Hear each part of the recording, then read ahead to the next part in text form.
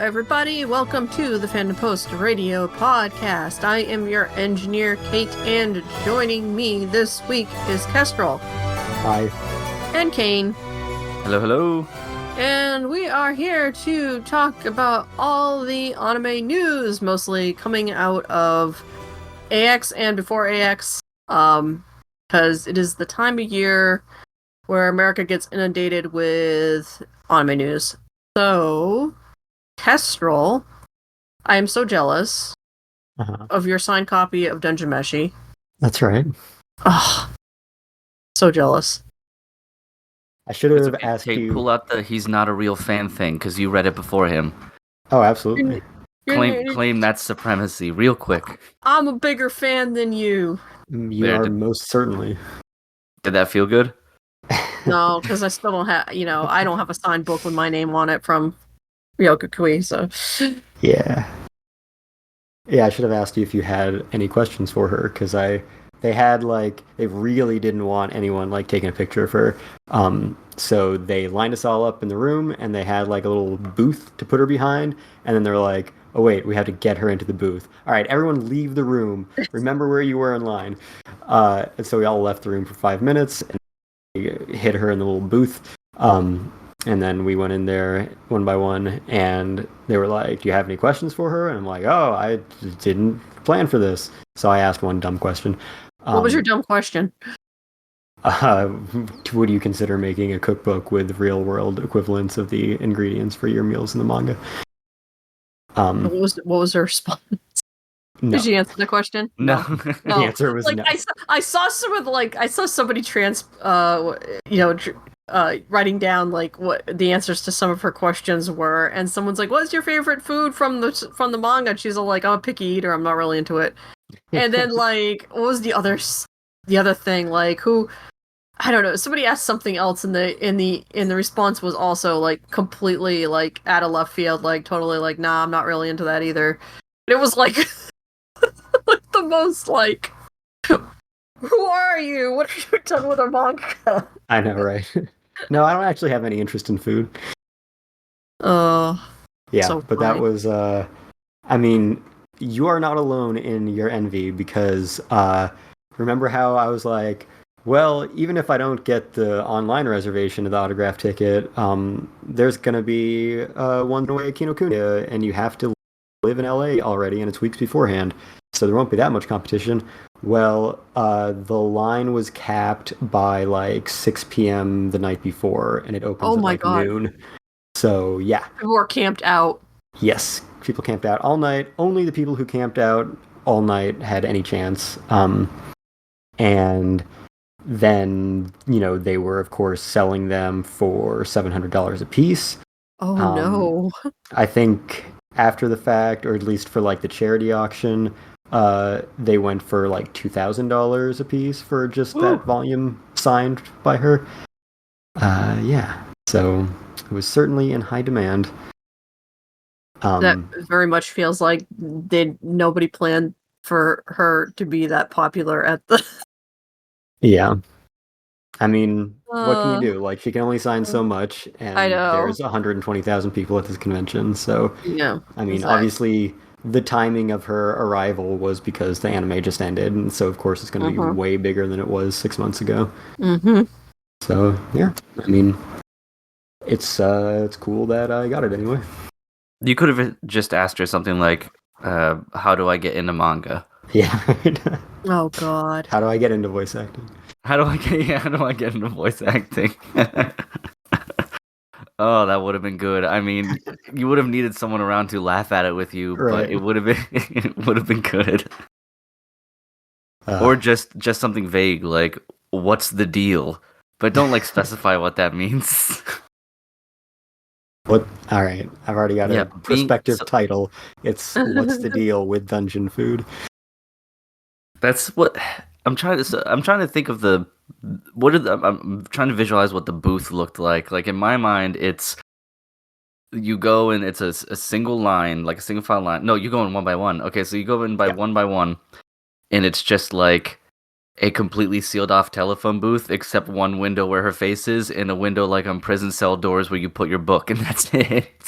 I mean, it's just like a table surrounded by like curtains, and they have like her and her handler and her translator at the table, and there's enough space for you to walk in. There's like a security guard outside, and they're like, Was he big?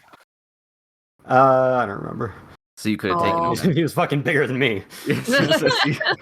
So what you're saying is you could have taken him. Push comes to shove. I mean, all they were trying to do was hide people from seeing her, and I went into the booth, so I guess I have nothing more to gain. Very interesting. I've never heard of that like method before, and I've been to obviously like anime conventions, but also other like fan conventions that have celebrities signing shit and stuff. And for the most part, it's like almost entirely out in the open, except for like the big, heavy hitter people. And even then, it's not quite that way. It might just you go behind a curtain to see them, and then you leave. So people just a crowd of people just isn't staring at this one person the whole time. Yeah. And I mean, like, with mangaka, a lot of them are pretty reclusive, and, you can't really, like, get a picture of them online, and they don't want to be known and seen. And so they're like, no photography and stuff like that. But every example I've seen so far, even those guys, they still have them out in the open, so anyone walking by could sneak a picture. This is the only time I've ever seen it. Like, they are not letting anyone take a picture of her. Yeah, interesting. Yeah. And very interesting. Yeah, I don't know. She had like no panels there, which I guess is the same reason, right? Because it'd be too hard to sneak a picture there. Like, they had 2 Delicious in Dungeon panels, but both of them were just the Trigger anime staff, which I thought was super bizarre because they have the creator here. But I guess the reason must be that they were just that concerned about someone getting a picture of her. So literally the only thing she did there was sign autographs. Easy day. I guess so. I mean, they had her do like Anime Expo, Kinokuniya, The Grove. So we were like, man, they've got her going all over. But I guess at least all she was doing was writing her name and, answering some dumb questions here and there, but only for answering questions about cookbooks from idiots. Yeah, fucking idiot. Obviously people were hoping that there would be some chance of a sketch, but no, they made that very clear right off the bat that would not be happening. Yeah. Sometimes you get lucky. Like the right across from her was the mangaka of Seven Deadly Sins, which I've never read or watched, so I didn't care. But he was doing like pretty decent sketches for every single person. He had a list of like 15 characters to choose from, and everyone got a sketch. So you never know. Always bring a shikishi just in case. I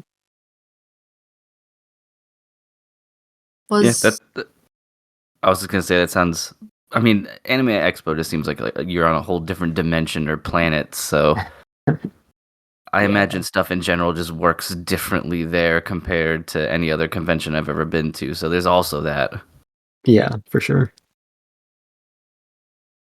Yeah, like my Anime Expo went pretty well, and I've generally gotten that consensus from a lot of other people, which were all like surprised. We feel like something's wrong because Anime Expo is by default suffering.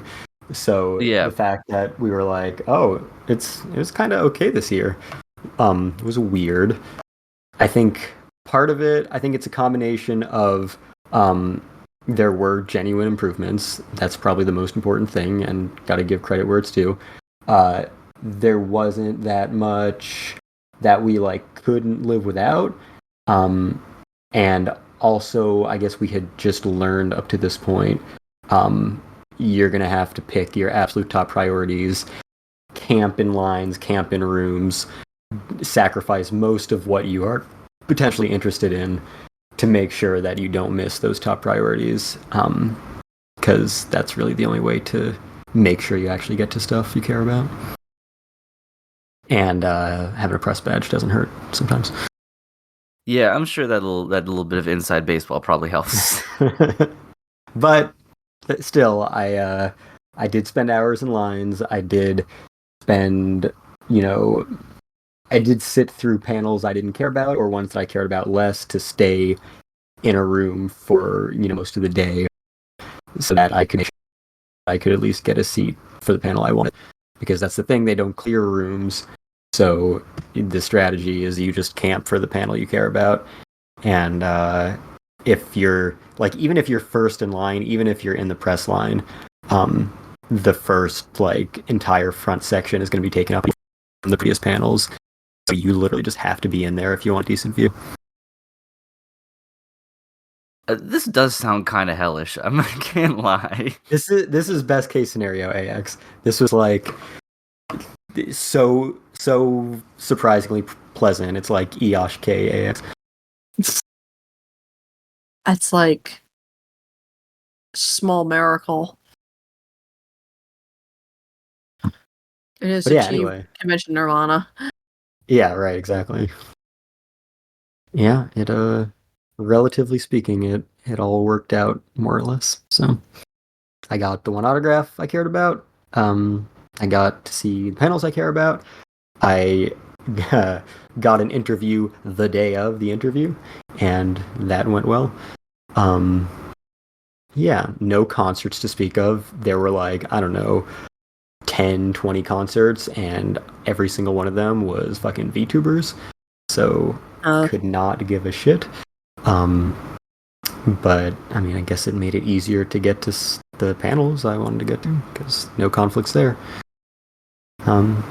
Yeah, you know, it's suffering, but we suffer together and we grow stronger.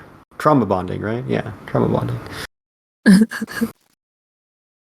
Why don't you then hit us up with some of the news that you learned? Well, first we got to start with the pre-AX news. So I haven't been here for a couple weeks. And there's been a fair amount of that because, in addition to AX, of course, it was the end of big season. So we had lots of stuff coming out of that. Announcements for continuation. I didn't even include all of those. A lot of them are just like, yeah, you can generally assume that any successful show got announced for another season. But there were a few key things to take note of. One of them not really related to the anime season or anime in general, but My Hero Academia, I think it's 10th anniversary. Let's see exactly when it is. Its 10th anniversary was 2 days ago for the manga, and they announced a little bit before that it would have 5 chapters left. So they came shockingly close to being able to end it like the week of its 10th anniversary, but it still got like, I don't know, 2 or 3 more chapters probably. But yeah, so that is a big piece of news. I always like to look at, the longest, the longest running current Weekly Shonen Jump manga, because it's just One Piece and everything else. So now My Hero Academia was the second longest running. So when that ends in 2 or 3 weeks, the number 1 and number 2 longest running current series in Weekly Shonen Jump will be One Piece at 27 years, followed immediately by Jujutsu Kaisen at 6 years. Wow. Yep. That's a bit of a spread there. Wait a minute.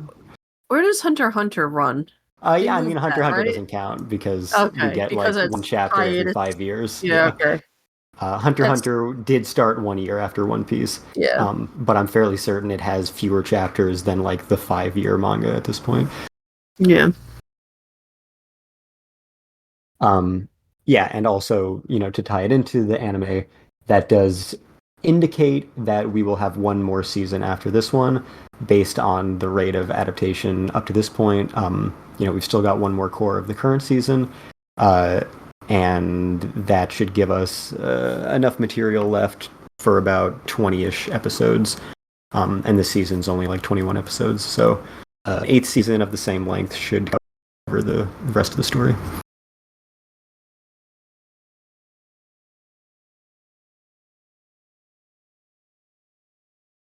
All right, if nobody else has any comments on that, next little announcement. Not exactly a continuation of something that just ended, but related. One of the series that just ended after its 2nd season was the reboot of Urusei Yatsura, and as people had been kind of rumoring and leaking up to that point, it did come with an announcement that another classic Rumiko Takahashi manga will be also getting an anime reboot. Not the next one, which is Meizani Koku, but the one after it, which is Ranma One Half. That will be getting brand new anime adaptation. I believe nothing has been announced past that point. I think they have a sort of event planned where they'll get into the details. I mean, that's pretty exciting. That's a very like classic level anime, like one of the first ones I'd ever heard of, and one of the like, I don't know, Kate, maybe you can throw some detail onto this a little bit, but I know in the couple books or little articles I read about like tape trading, that Ranma Half was one of the animes that was kind of not around or originated, but was getting tape traded and ripped and all that early on because of how popular it was and everything. So it has like a sort of classic from academic point of view, but also the cool like underground point of view of people who wanted to watch anime over here in the United States. Like you had to have your connections to get it and shit like that, which is cool. I've never watched it before, outside of a couple episodes here and there, but I know it's iconic and influential. So I know Meisani Kaku is one that's also kind of in that same vein. Like a lot of people really love it, but I guess it just didn't have the same like big or perspective audience, maybe because Ranma is essentially a shonen in a lot of ways. Yeah, I think that's the problem. Is Ikoku just popular, even though people consider it. So hopefully this is also successful and they do that one next, because that would be nice. Yeah, the Ranma Half was like a little bit before my time, I think. Like tape trading, well, it wasn't one of the things I got my hands on, tape trading, but I knew like exactly one person who was doing it. So yeah, this is a question for Chris, our boss, but he ain't here. Because he is the one that would know. But I think it was the novelty of that series. Stuck around for a while. So yeah. Did we get a full like series over here eventually that covers all of it and it's being just redone from scratch, or was it one of those that we got a season or two and then there's a bunch of like non-translated or just non-available stuff for that was officially serialized over here?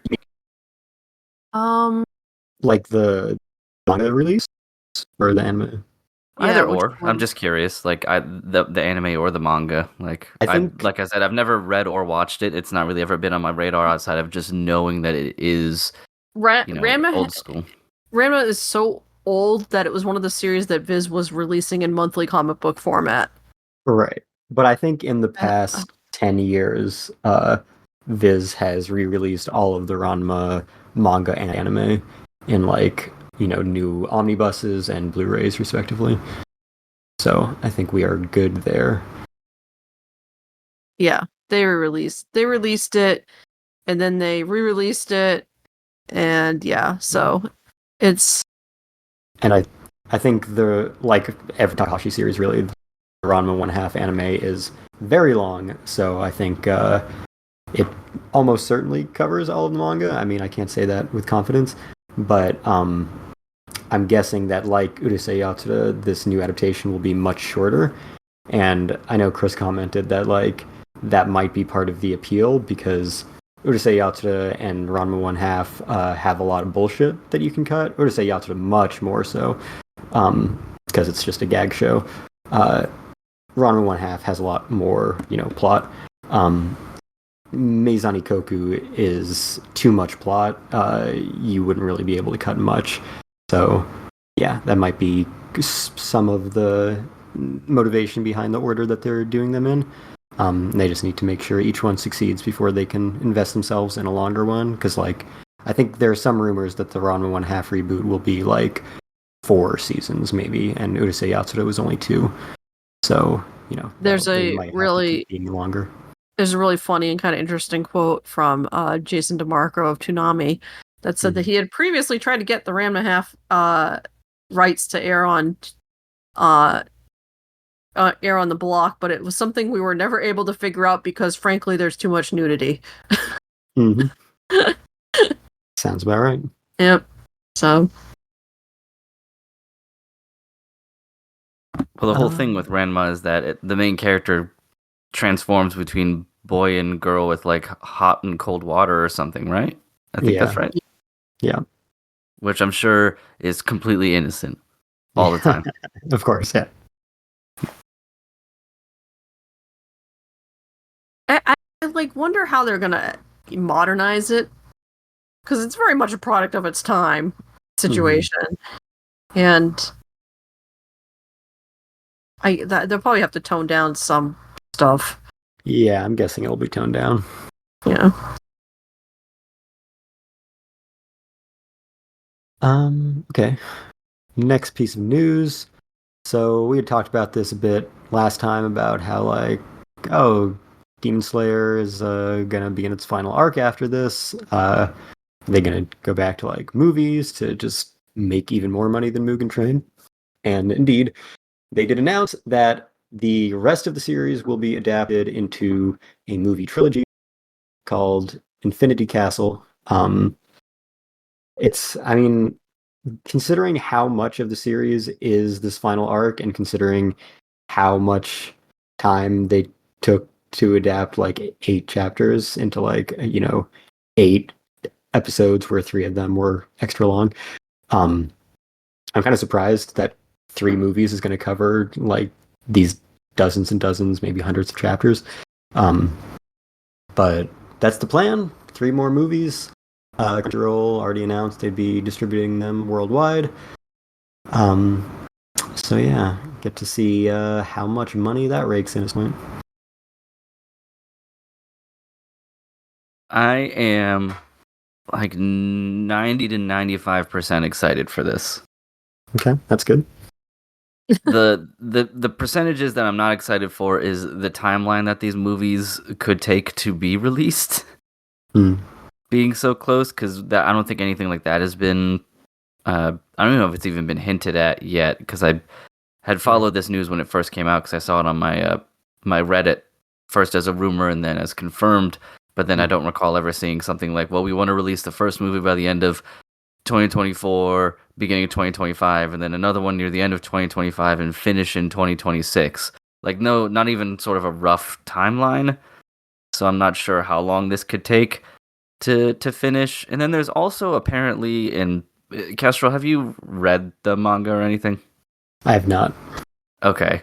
So there is something, and this is not spoilery because I have no idea what it means exactly at all, but I guess some people are saying there's a mini arc, maybe that's called like Sunrise Countdown or something, like the Sunrise Countdown arc, but I see conflicting things online between fans of people saying like that's not a real arc, it's just pieces of the Infinity Castle arc near the end that fans decided to separate because it doesn't take place in the castle.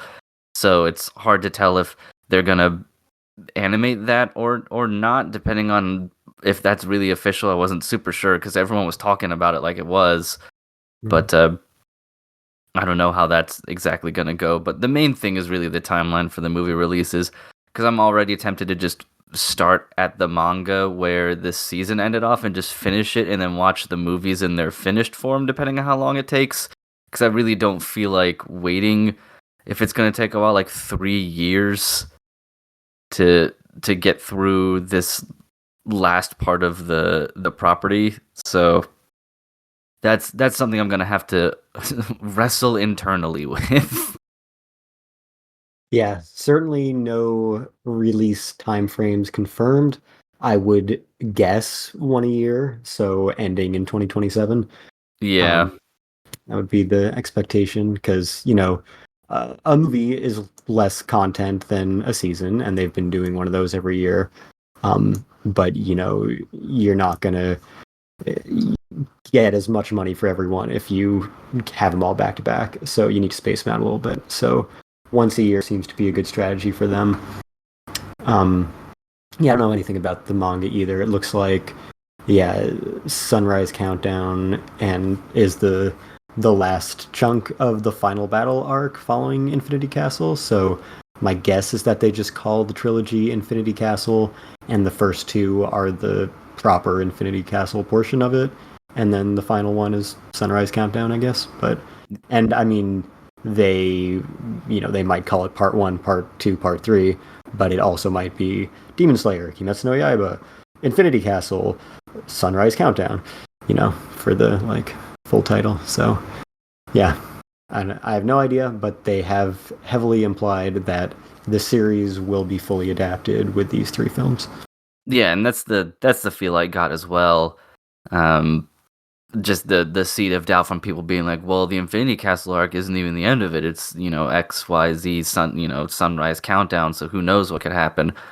But I feel like it would be exceptionally weird that they release 3 movies in a row and then a 10 episode series or something to actually finish it. Like that would just be incredibly odd. So yeah, I'm assuming it's these 3 movies that they're just gonna dump all of the budget they could possibly get into, and then rake in more money than God.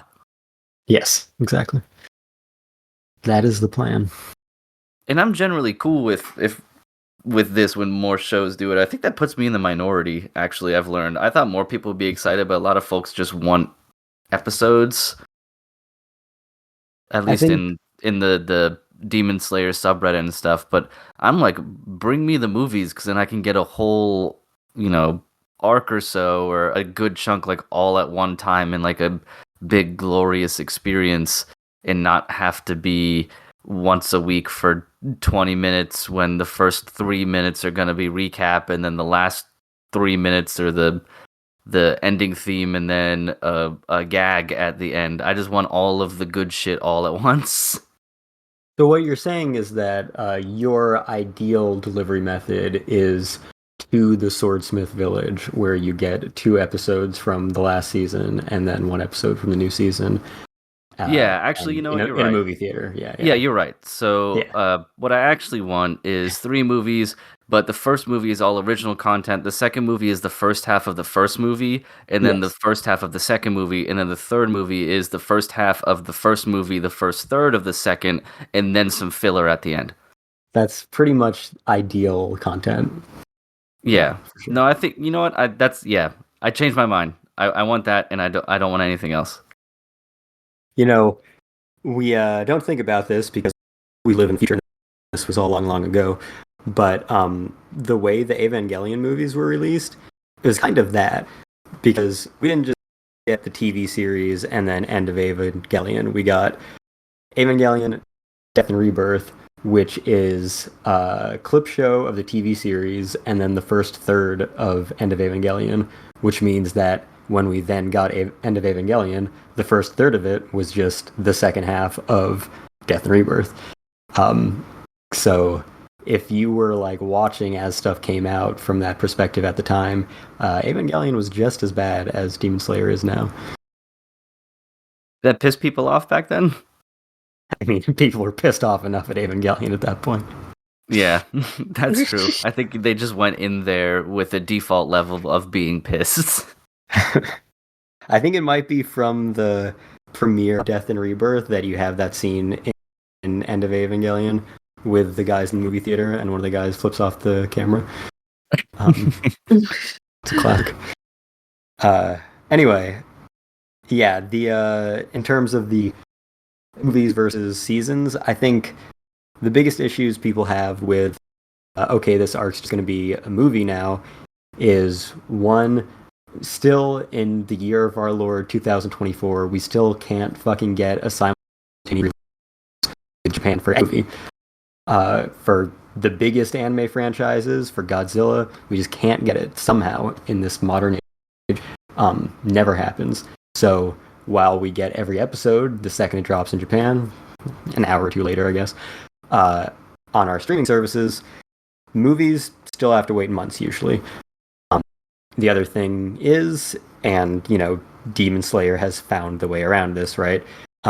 You are watching your series on your TV season sometime in the future, and it's auto playing season 1, season 2. Oh wait, you got to stop between season 2 and 3. There's a movie you got to go watch. That's listed separately. Demon Slayer's solution to this is, well, we'll just chop up the movie into episodes too. But inevitably, when something is, formatted as a film originally, and you just chop it up, it's not going to have quite the same pacing. So it's still generally advised that you watch it in the original release order or release format, because that's how it was produced. So those are kind of the two issues I see with flipping between seasons and movies. But yeah, when you get it and it's a nice big theatrical spectacle, then it's pretty neat. And it gets to be, an entire storyline in one go. Also for like shonen stuff, adapting one chapter per episode is going to be super slow no matter what. So nobody who can adapt more will only adapt one episode or one chapter per episode. So you already have a bit of this, but the chapters of a serialized manga are already going to be kind of like meant to have cliffhanger endings. And so that kind of works better adapting into a TV series in some ways than a movie, because when it's a movie, you can kind of tell, like, okay, well, these are all the individual chapters that are kind of meant to be episodes. So that's another potential issue with that.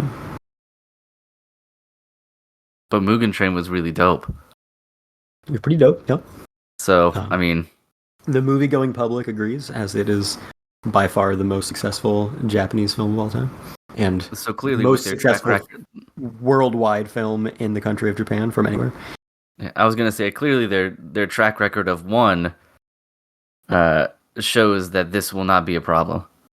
I mean, in terms of making money, yeah, it is absolutely correct. Yeah. Because, yeah, we said this last time, like, since they cut Mugen Train into episodes anyway, they've kind of shown their hand that, like, okay, you don't really need to go to the theater to see it. It'll be on TV the next year anyway. But, we acknowledge that the one thing is for the final arc, because, nobody's sitting at home waiting for the stream when Avengers Endgame is on screen and everyone is talking about it. So to be part of the zeitgeist, everyone's still going to show up to the theater for the final battle, even if it's 3 movies. And I suspect the final one will, gross the most. Yeah, I think I tried doing the math at one point, just like rough in my head, of the different movie like runtimes, and I guess how many episodes it would be to see like what they were thinking about trying to adapt in a way. Just like while I was driving in my car, I was like, well, if they go 3 90-minute movies or 3 2-hour movies, that's 6 hours of content. 6 hours of content times 3 would essentially be 18 episodes worth of content. So it's 3 movies or 1 season in a way, with some extra episodes tossed in depending on how long they made the movies. Yeah.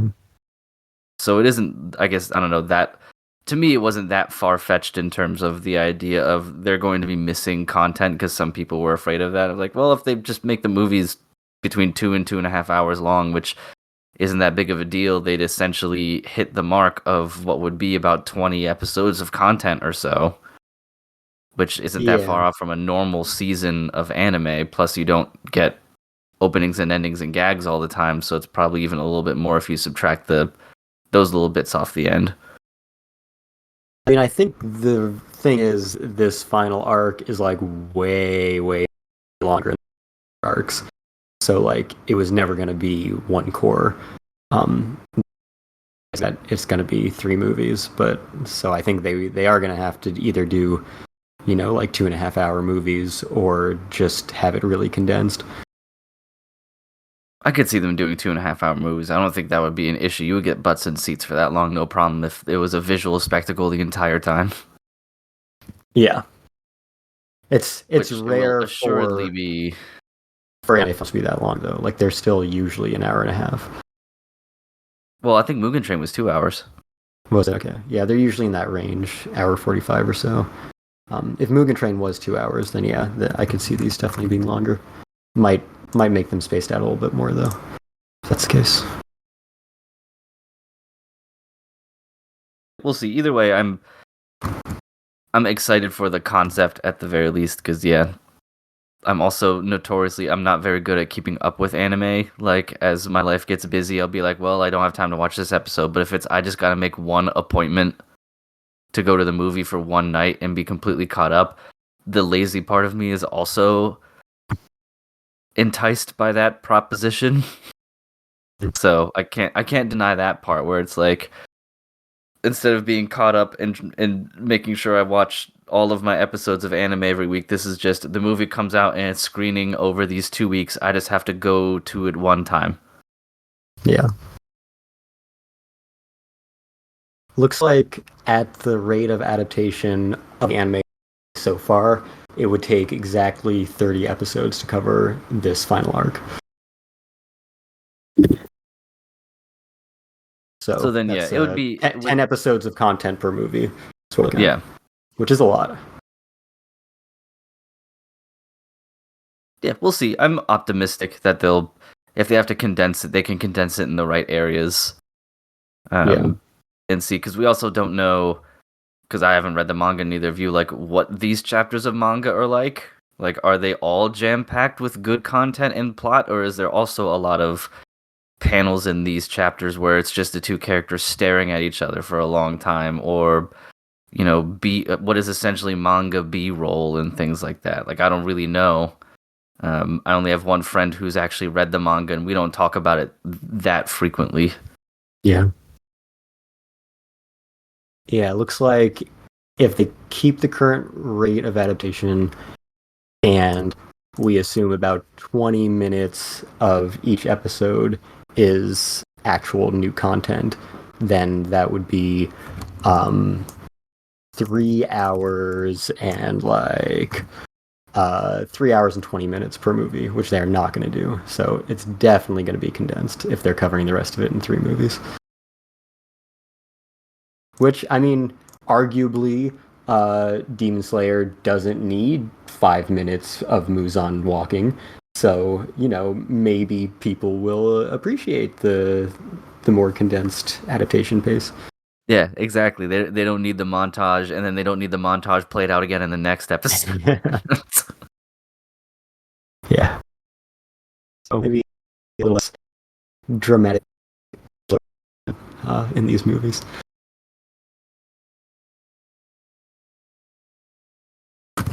Okay.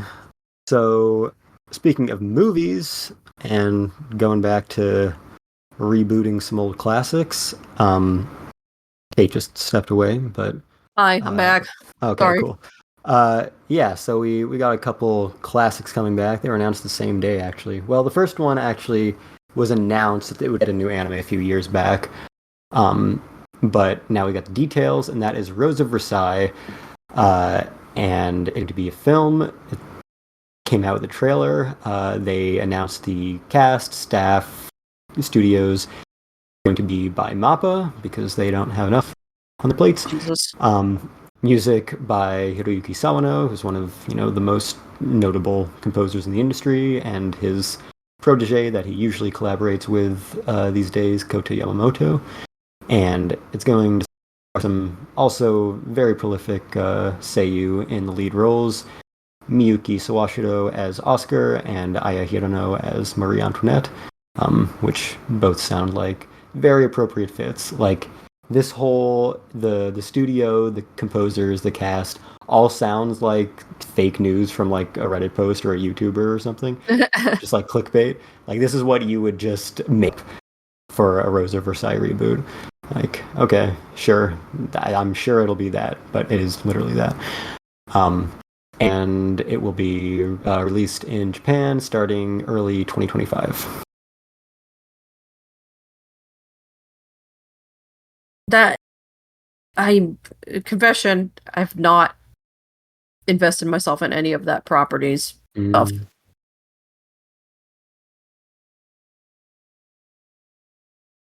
So maybe that's a place to start. I don't know. We'll see how it goes. the original anime adaptation does have a Blu-ray from Discotek out, and it's a very interesting production because it switched directors halfway through, and it's very obvious where it switched directors.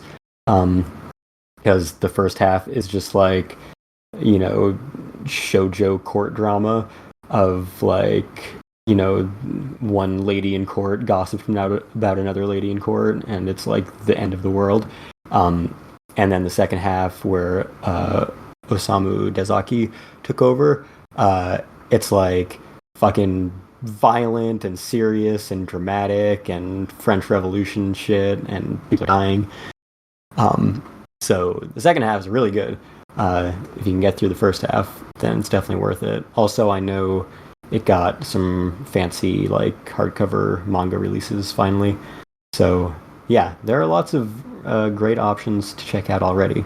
But I am hoping, given everything we know about this reboot, that will also be good.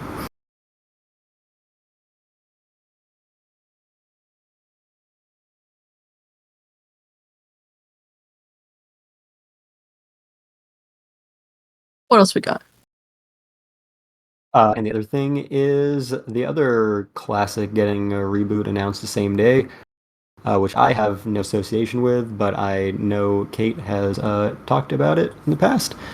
So I'm just gonna say the headline and then let you talk. Clamp's Magic Knight Rayearth manga gets new anime project. That is all we know. I know new anime project is so vague. I'm like, just please be a series.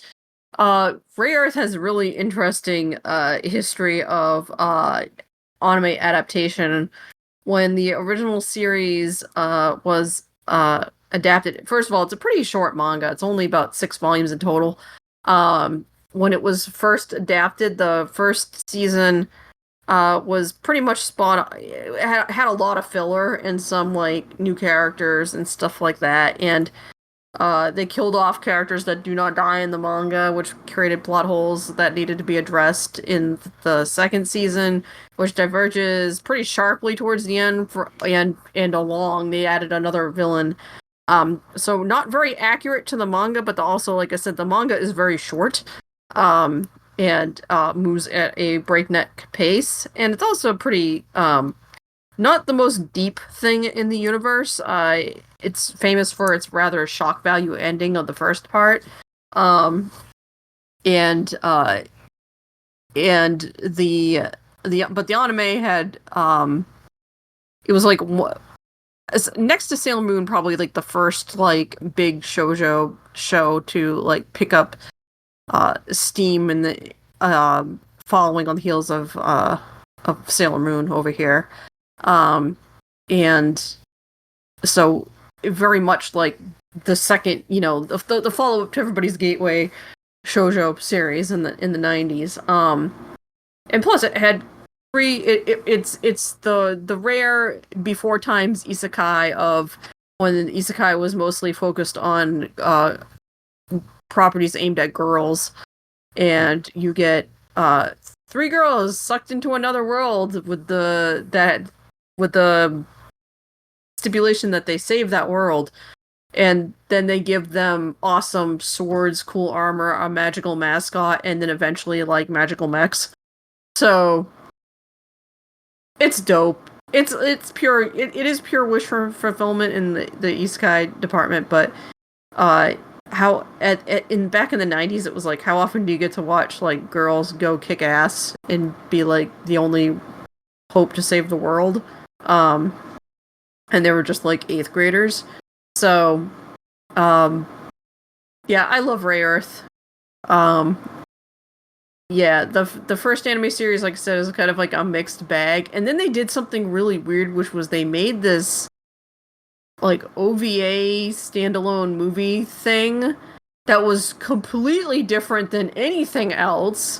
Like super dark, super serious. The characters all had different personalities. The art style was way out there. Like just a bizarre and it wasn't like Clamp wasn't involved in these processes of making these things. They were, which makes it even weirder. I mean, not so much now looking back, because Clamp loves to remix their stuff But at the time, it was weird. And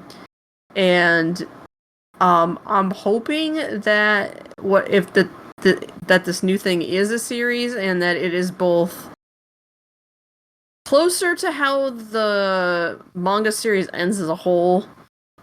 Because there's one character that kind of gets screwed over no matter what version of the story they're in, except for the manga.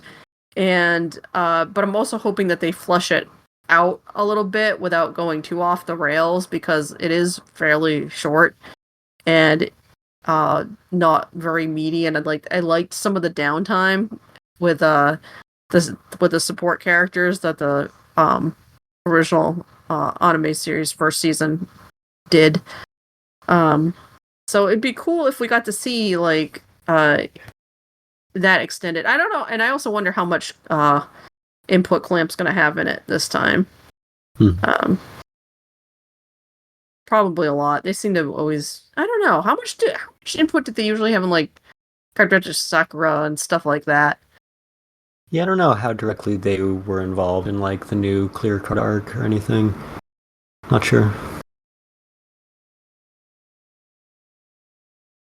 The promo image for this new thing only had like a back shot of the girls, so I don't know how crazy they're gonna go with adapting the style. Like that was very old school Clamp style, so like a lot of extra shininess and like heavier line detail. It's not the like noodly people later Clamp style that they've kind of, you know, it got way wispier. Very heavy like dark lines and stuff like that of their earlier style, and I don't know if any of that's going to come across. But yeah, the original series looked pretty wonky too a lot of the time, so hopefully it'll look a little better. It looks like for the Clear Card anime, Okawa of Clamp did write the adaptation, so they were very involved. Probably going to be involved in this, yeah. But we'll see. I hope they stick with their original ending for Rayearth this time around. But I don't know. We'll see. I'm excited. Nice. All right. Now on to Anime Expo. So I feel like, I don't know, on one hand, there wasn't a ton of like super big stuff announced. On the other hand, there was just a ton of stuff announced in general. Lots of quantity over quality. Is mostly by Crunchyroll in terms of like notable stuff. So I'm gonna kind of run through some of the notable things I think that Crunchyroll announced, and then kind of some of the things from other people. And I guess after I get through the Crunchyroll stuff, we can give any comments. So from Crunchyroll, first we have another webtoon adaptation. Those are the Korean manhwa webcomics. This one is Omniscient Reader, which I have heard very good things about, and I was going to check out anyway. So that's getting an anime from Crunchyroll and Aniplex. That's going to be on Crunchyroll, of course. Next season of Dr. Stone is going to be called Dr. Stone Science Future. It is the final season. And we have Fire Force, that's getting a third season. That was completely up in the air when its second season ended. Now confirmed for season 3. Going to be split core, first half April 2025, second half January 2026. Let's see, what else do I care about? We knew The Apothecary Diaries was getting another season. We got, the confirmation that it would be from the same studios, coming to Crunchyroll 2025, new key art and trailer released for that. Similar for Blue Lock Season 2, confirmed for Crunchyroll for October 2024 with a new teaser released, or new trailer. Then, let's see, we've got another season of Link Click, which is a Chinese co-production that I've been a big fan of.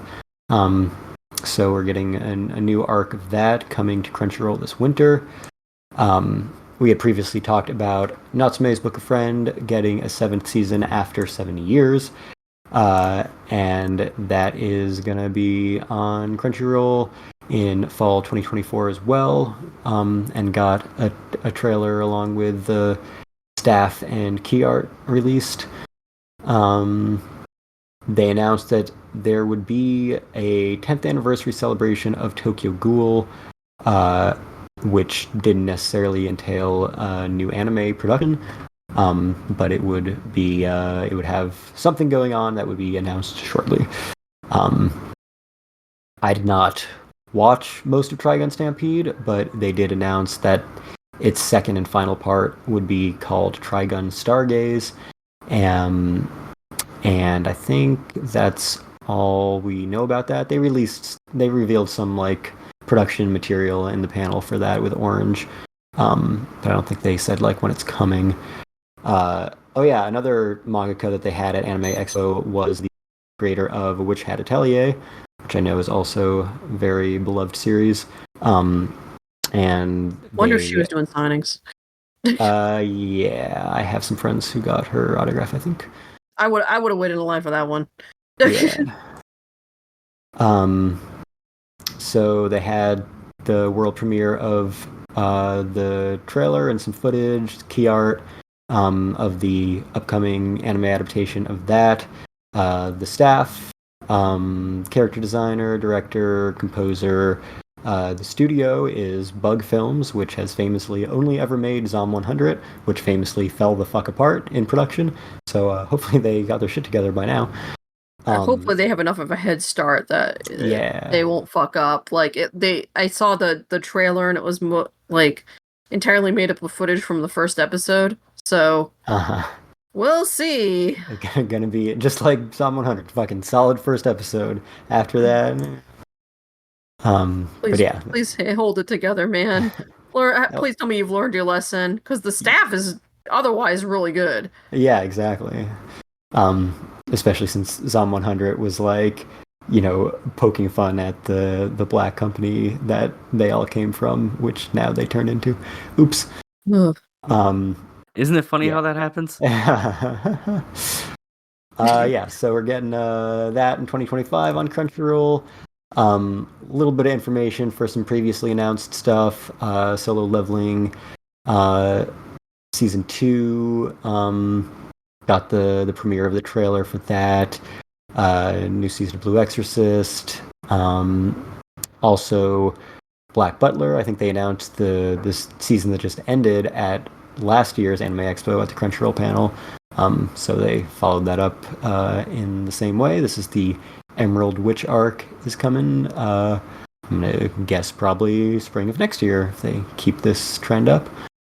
And I think that is the Crunchyroll announcements from Anime Expo. If anyone has any more commentary on any of those. I'm definitely excited for more Blue Lock. That first season was really good. And I hope the second season can keep up with it. Now that we're getting into sort of the really elite stuff and the stakes being raised. I didn't watch the Nagi OVA, and I'm not sure if I will, since it seems to be mostly just like, spin-off-y, prequel-y kind of stuff, which I'm never super into. But I did hear that the production on that wasn't very good, and this is the same studio doing it. Well, the studio never changed. Okay, so it's just the production value on the movie was lower than the series, like the show, or OVA. Yeah, the OVA production value apparently dropped. It's a feature film. It's not an OVA. Yeah. Okay. So that gives me a little bit of concern that we're not going to get as, beautiful looking of a show, like with all the action stuff that we got before. So that is a little bit concerning, but I'm still optimistic to watch more of it. That is 100% for sure. Yeah, the movie, which is I think still in theaters now, it was an interesting experiment because it was like, what if Nagi was the main character? So it's the same time frame as the series, but by the nature of Nagi and Isagi not interacting for most of it, you get to have mostly new material for the movie, even though it's taking place in the same time frame. And then at the end, you get into the material that you already saw in the series once Nagi was introduced, just from a different perspective. And so Isagi is the antagonist and Nagi is the protagonist. So that is an interesting experiment. I don't know that it because the story is inherently written around making Isagi's story the interesting one. And by its nature, spoiler, the protagonist loses the final battle because he was the antagonist in that battle in the series, which meant that he lost in that context. So, and also by its nature, the final battle is the only part that we know how it ends up because we already saw it. And so for the final battle to be in some ways the least climactic part, because it's the thing we've already seen, is kind of, not how you make a story. Yeah, that's a weird way to make the momentum in your film, with the ending part, the denouement being entirely known by everybody who's sitting in the theater at that time. Yeah, so that was kind of weird. And then the entire second core, Nagi's in it, right? So they kind of speed run the second core in the last few minutes. And you also, even with the first core condensed into 70, 80 minutes, it's going to be a lot less impactful than 12 episodes. So, yeah, the movie was an experiment and a way to kind of Nagi fans because he's very popular without really getting into new content, because the story of Blue Lock, you can't just have a side story in between those two seasons. They are locked in a fucking prison. It is very linear, so they kind of had to do it this way, I guess, if they wanted to make a movie in between them. So yeah, it was an experience, but I wouldn't say it lived up to the first season. So hopefully they are kind of sticking with what they established the first time around in the sequel, since it's not just kind of a Nagi product, it is the series proper. We'll see.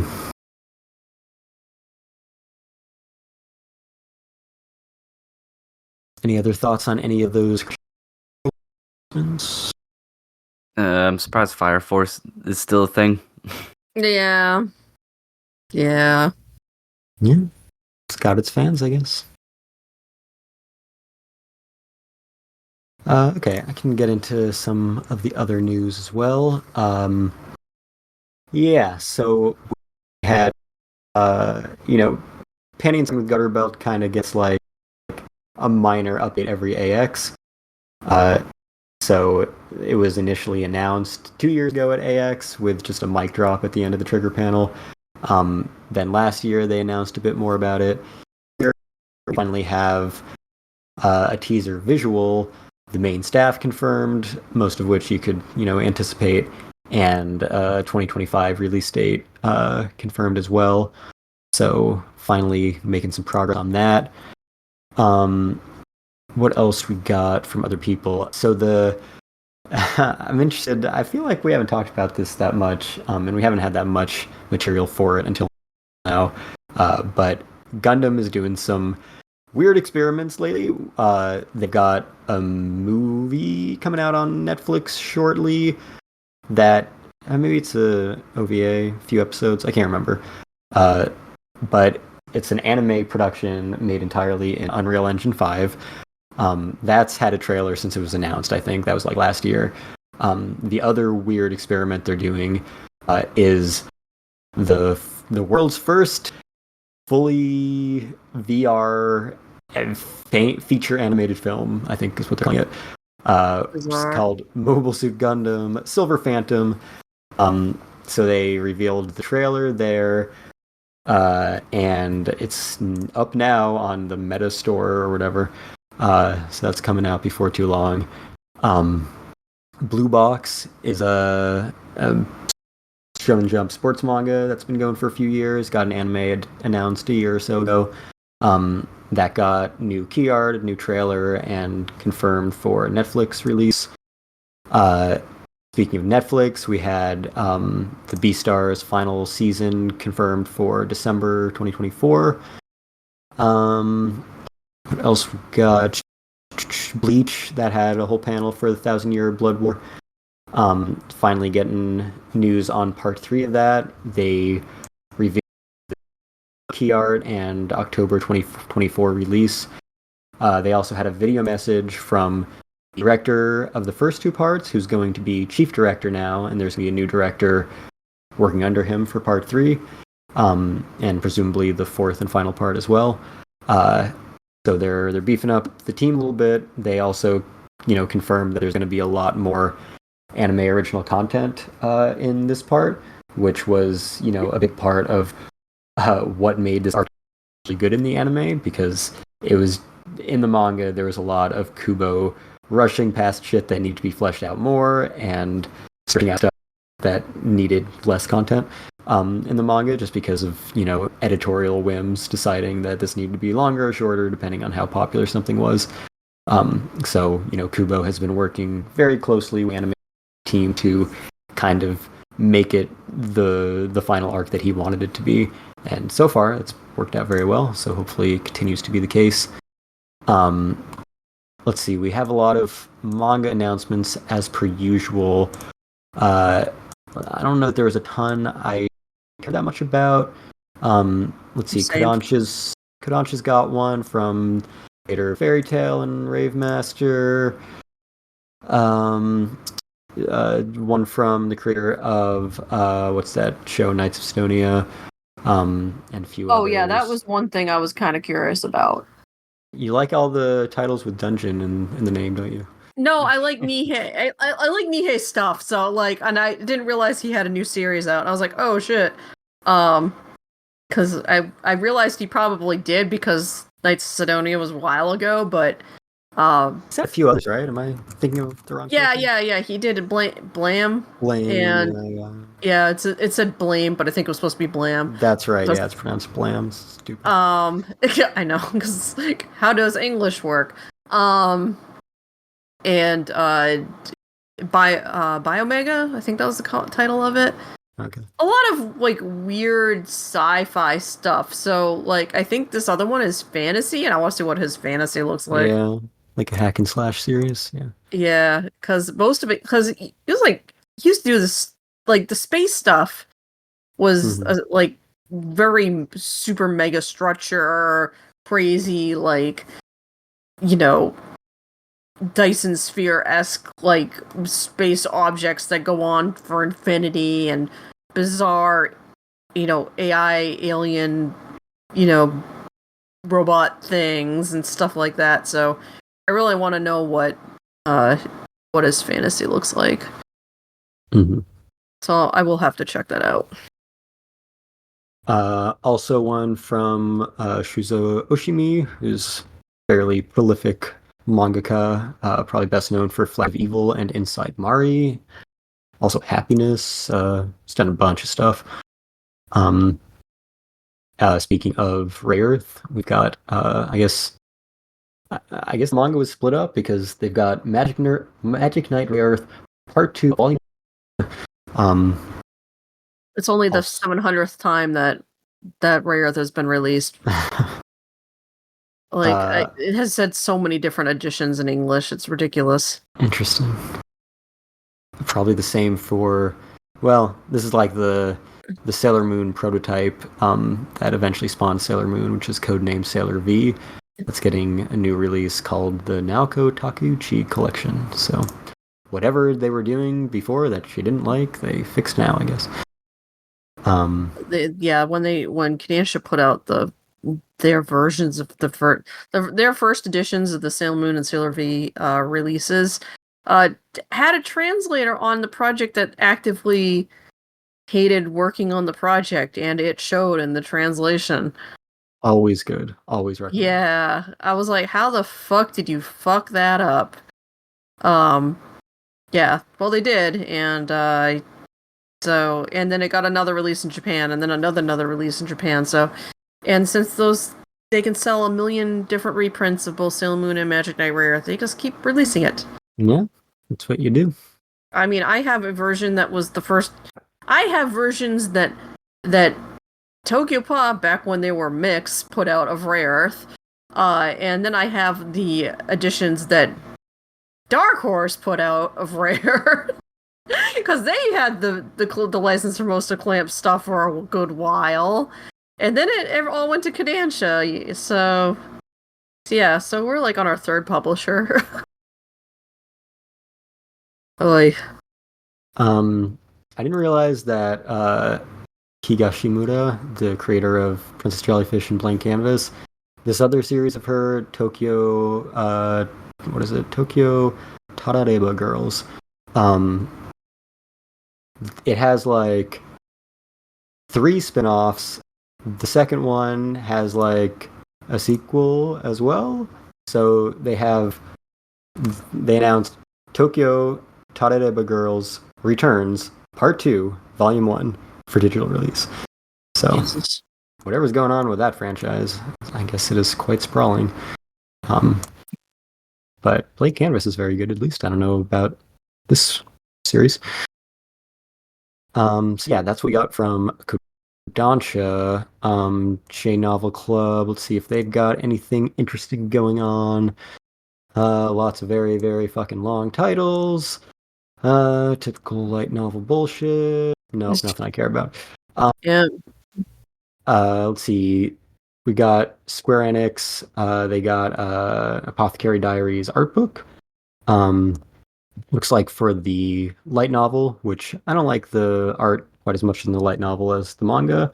And I think the anime improves upon both of them even more. So, I don't know that I'll get this art book, but cool to see it coming out. I'm glad that series is successful because it's very good.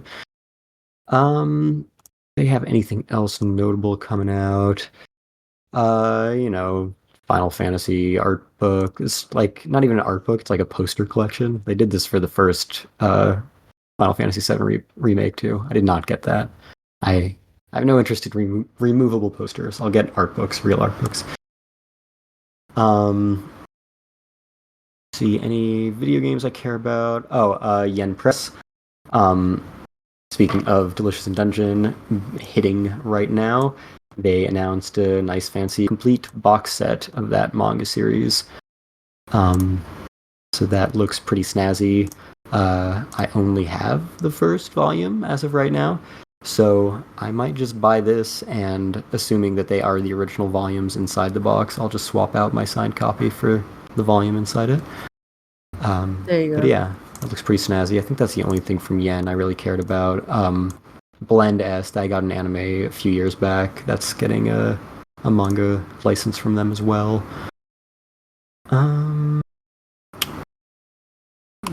Yeah, that's probably it for any major manga and light novel announcements. Let me just quickly scan through this Azuki lineup. Not seeing anything super notable here. Yeah, so that's everything I got on this list. If anyone has any more commentary on those, I will check the next and final list to see if there's anything that was missed.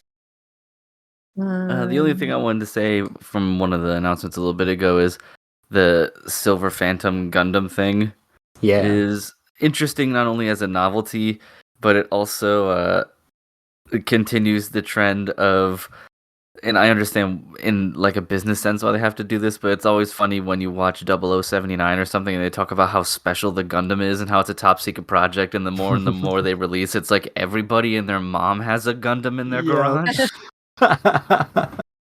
Like the first Gundam was no big fucking deal apparently, because the main characters, like the mercenary company in Silver Phantom, apparently has a secret Gundam. There was Gundam shit going on with Thunderbolt. There's Gundams, absolutely, an 8th MS team. They had the EZ8 Gundams, which are sort of Gundams, but not really. But basically, the RX-78 means nothing in the grand scheme of things. 100%.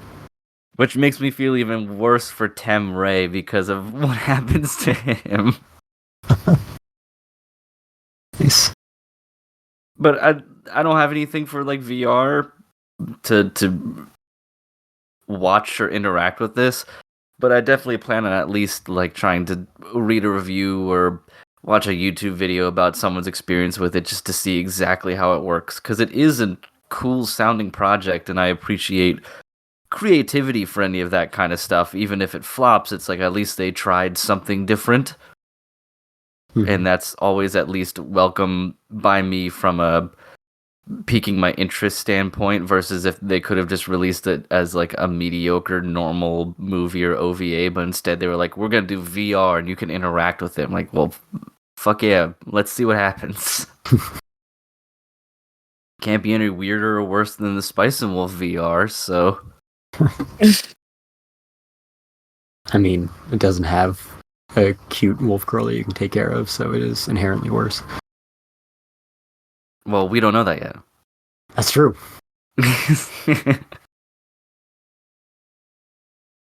Okay, anything else around the stuff that we've talked about so far? I don't think so. Got a couple more on here that were missed. So G-Kids is going to be releasing Naoko Yamada's next film for Science Saru, The Colors Within. We've known that for a while. She also has a short film called Garden of Remembrance, which is coming. I'm guessing that it will be released with the film, if I was a betting man, but no confirmation of that as far as I know. For those who don't know, Naoko Yamada was a KyoAni staffer who notably directed A Silent Voice and has been working with Science Saru after the arson attack. Also, Shoji Kawamori was at AX, creator of Macross and many other mecha-related properties, and idol-related properties, I suppose. And he announced, just kind of mentioned maybe during his panel, that he is directing a new animated film for 2025. No further information there. For Key fans, there's a Key gacha game, I guess, that's been very popular for the past few years in Japan that has an English release confirmed. It is notably the first Key game primarily written by Jun Maeda, who was, the primary writer of Key back in the day for, the original three, Air, Kana, and Clannad, and then I think Little Busters as well, maybe. So he's back for that. Let's see, is there anything else worth talking about? There's a lot of shit. A lot of stuff to sift through. There's a new Bleach game coming out. A little more, yeah, I don't. Does care that anybody much. care anymore about Bleach? I mean, I care about Bleach more than I ever have. I don't care about licensed anime games at all.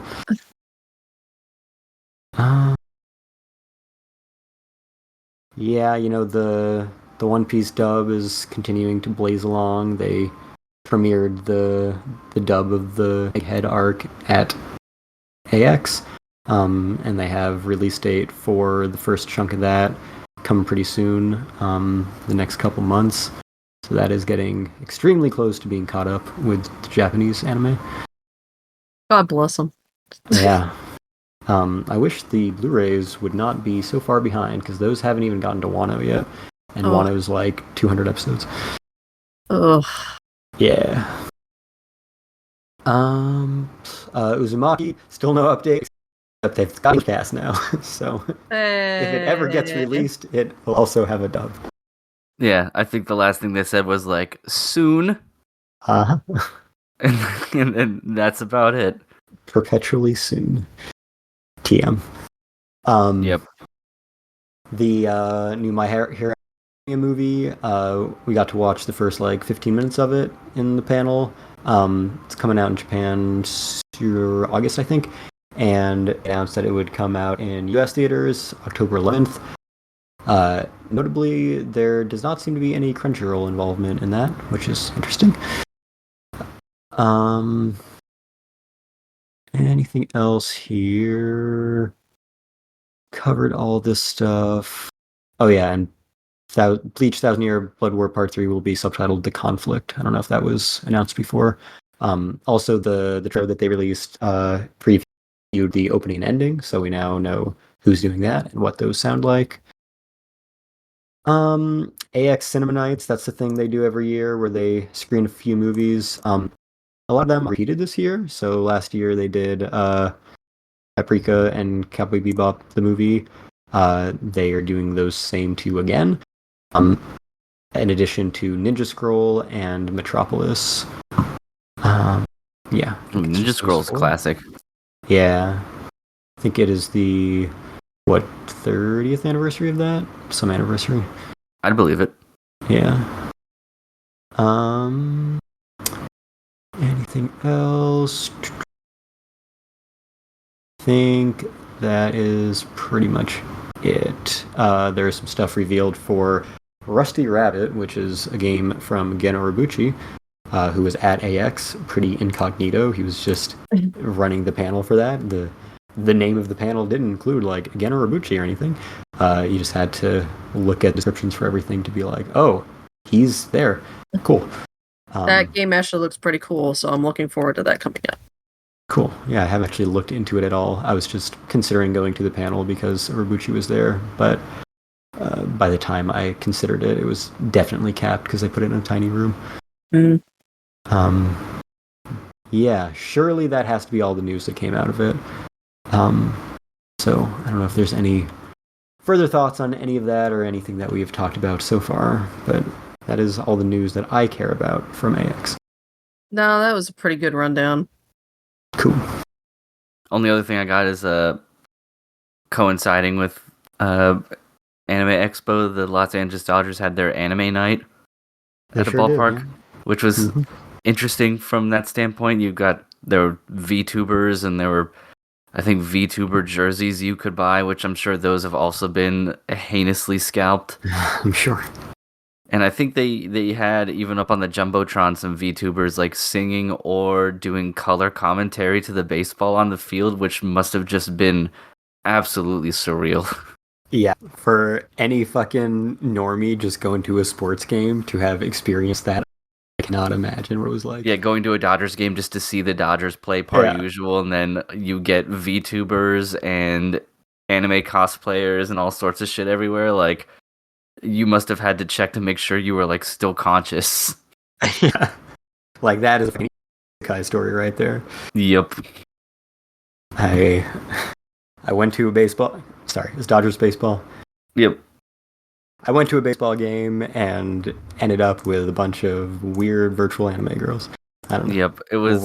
I saw a couple screenshots from it, and someone took a video footage of the Jumbotron when one of the VTubers was up there, and I was like, boy, the normies in the crowd are just miserable right now watching this, but Shohei Ohtani is bringing anime to sports. Apparently so, yeah. But I think that's it from that weekend, the surrounding area. So I think we can tiptoe a little bit into the end of the anime season then, so we can talk about that for a little bit. Yep.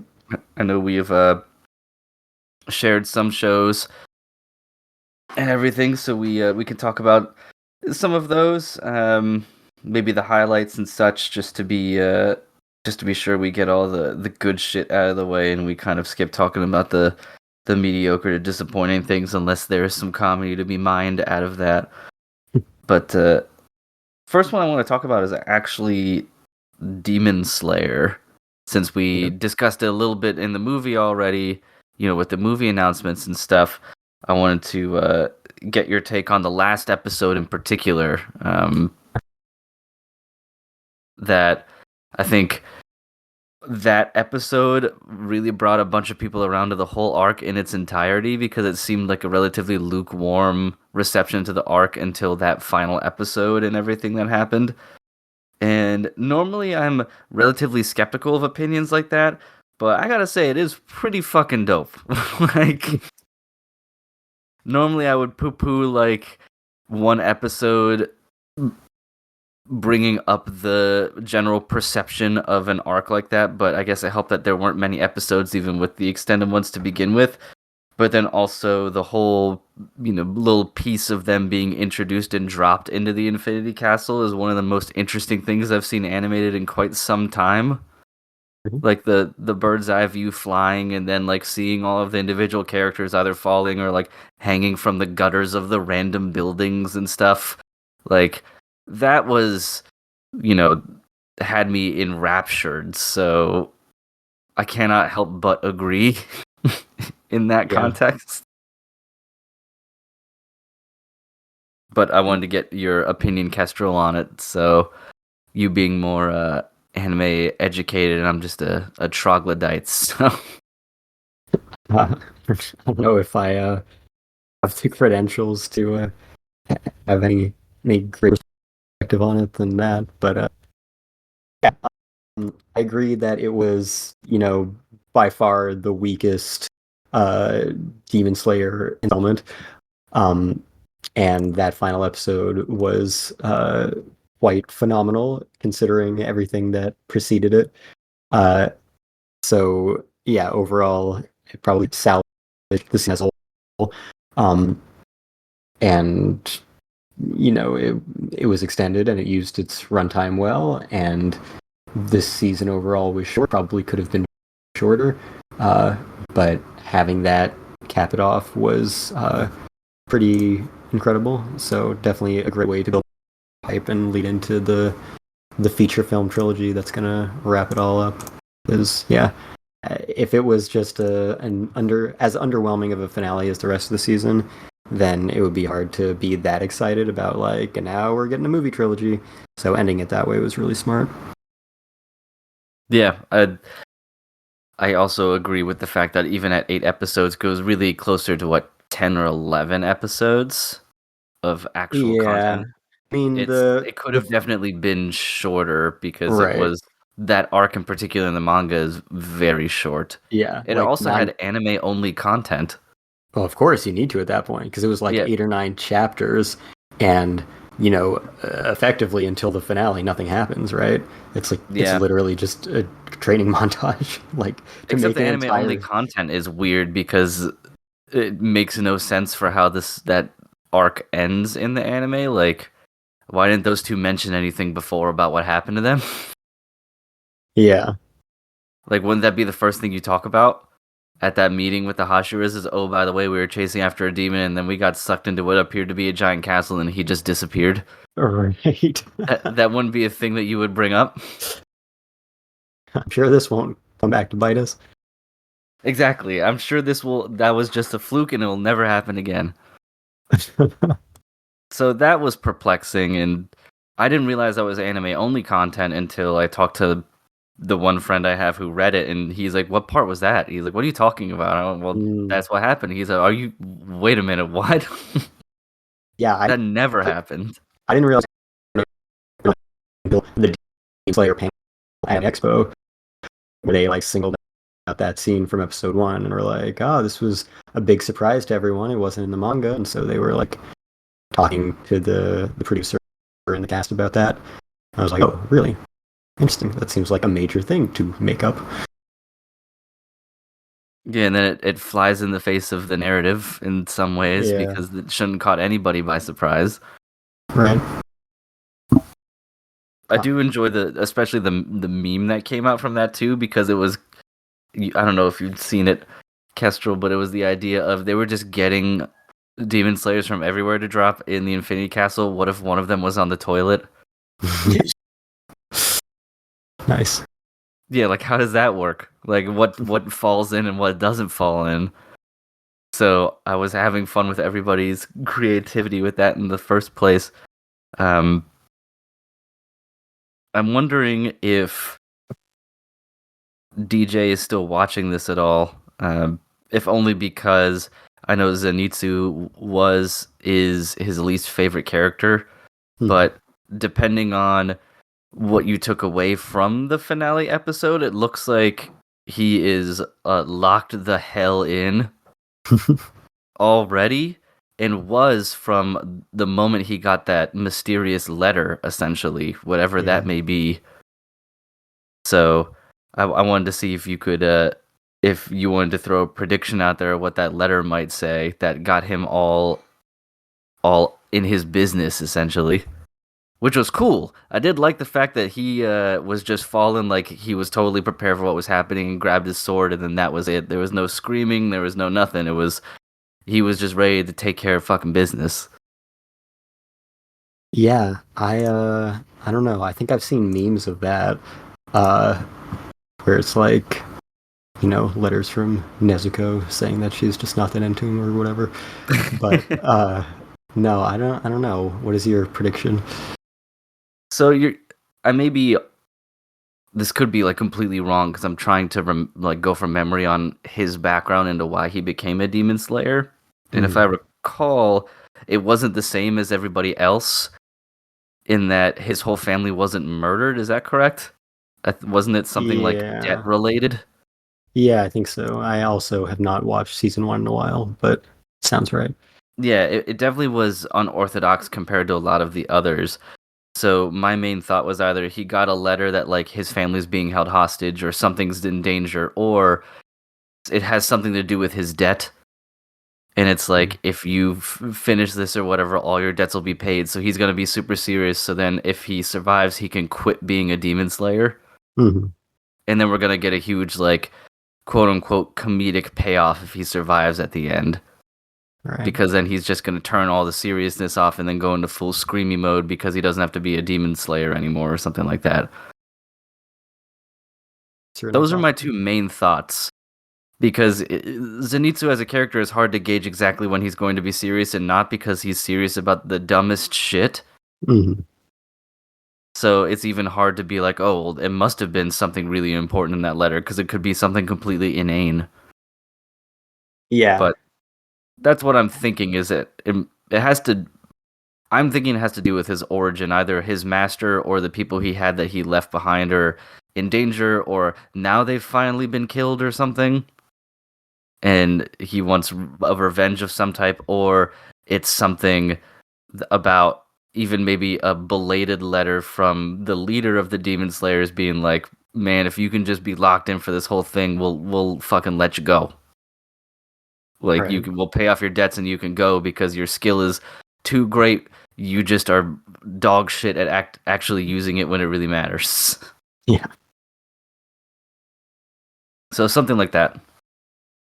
Yeah, it's definitely a difficult character because of how they've written him so far. Like, it's hard to take him seriously, and they try sometimes, but they always just end up kind of like, undercutting any serious narrative he could have. So it seems like it would be too out of character for him to, really be a dramatic force going forward.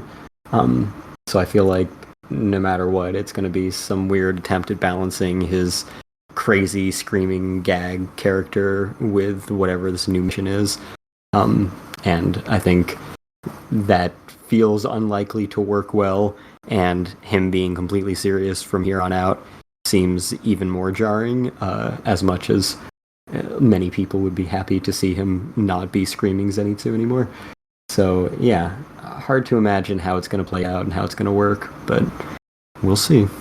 Yeah, I think I would definitely take the jarring aspect of Zenitsu being serious all the time versus the jarring attempts at comedy and what should be one of the most serious, life-threatening and life-defining moments of all of their lives put together. But it always is, right? Like, well, not really. Like, it is, but it isn't. Like, we're fighting Muzan now. Yes, in this castle where we have no idea how to get out or if we could ever get out. The others were, life-threatening, but it wasn't Muzan. Yeah. But, I mean, if they have their stupid gag moments in the middle of every other life-threatening, dark, violent scenario where people are getting murdered, then I don't think they're going to go for another however many hours with just no levity. So we'll see, but yeah, I don't know.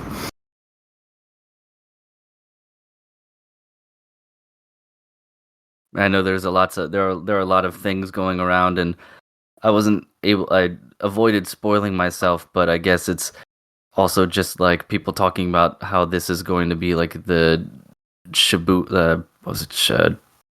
the Jujutsu Kaisen, was it Shibuya arc or whatever? Yeah, Shibuya incident. Yeah, the Shibuya incident arc, but here, so animators are going to be depressed while they're animating because they're just going to be drawing their favorite characters dying. Right. Cool. Yeah. Which, yeah, it would be a royal fuck up if none of them died. Right. Just because this is supposed to be the biggest baddest demon with the biggest baddest threats, and it's not even him, it's also his biggest baddest generals, and then everybody survives would be some of the biggest bullshit on the planet. Yeah. No way. Especially given nobody died in the last arc or the one before that. Well, the last arc wasn't really an arc. Well, I meant there weren't even stakes. Oh, you mean I meant the Swordsmith Village arc. Like, I don't think anybody died. They rug pulled you on one, and then in Red Light District, I don't think anybody died in that one either. Of consequence. Yeah, of consequence. Yeah. Yeah, I mean, I guess the thing is, our cast is basically the three. I guess we're up to like let's say 6 at most main characters and the Hashira. So they can only kill them only so often, right? So I would guess we're losing a few in the final stretch. But yeah, it's been a bit. I mean, I guess this one ended. The one arc that should have had the lowest stakes did have the most explosive deaths. Yep. Indeed. That's very, very true. Which is also cool as hell. Yes, it was very cool. Yeah, wasn't expecting it at all. Definitely caught me by surprise. And I think I like the idea that the leader of the Demon Slayer, he was even like caught by surprise. Like, I didn't think this shit was gonna work. Yeah, for sure. Like, it's that I super enjoyed, even though I was getting annoyed by the 5-minute walk. It was fine the first time, and then when the episode started with the walk again, I think I actually just fast forward through it. I was like, I've seen this once. I don't need to see another 5 minutes of him doing the exact same walk with the exact same camera angles.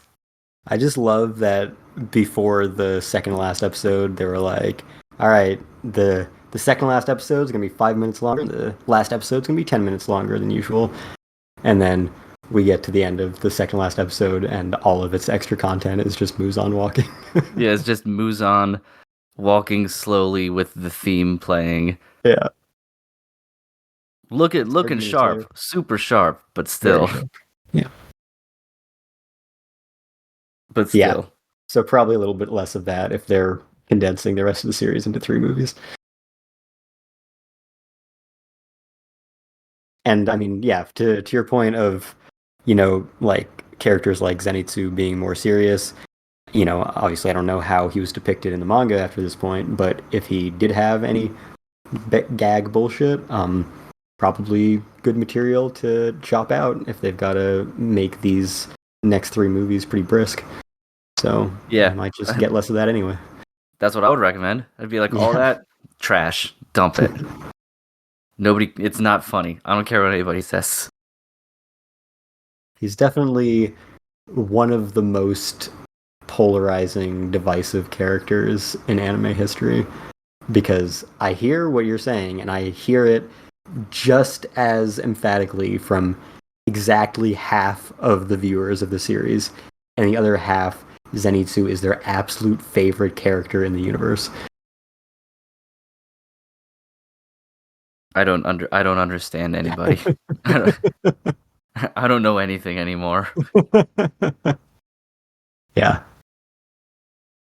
I don't really get it, but he is very popular and also very despised.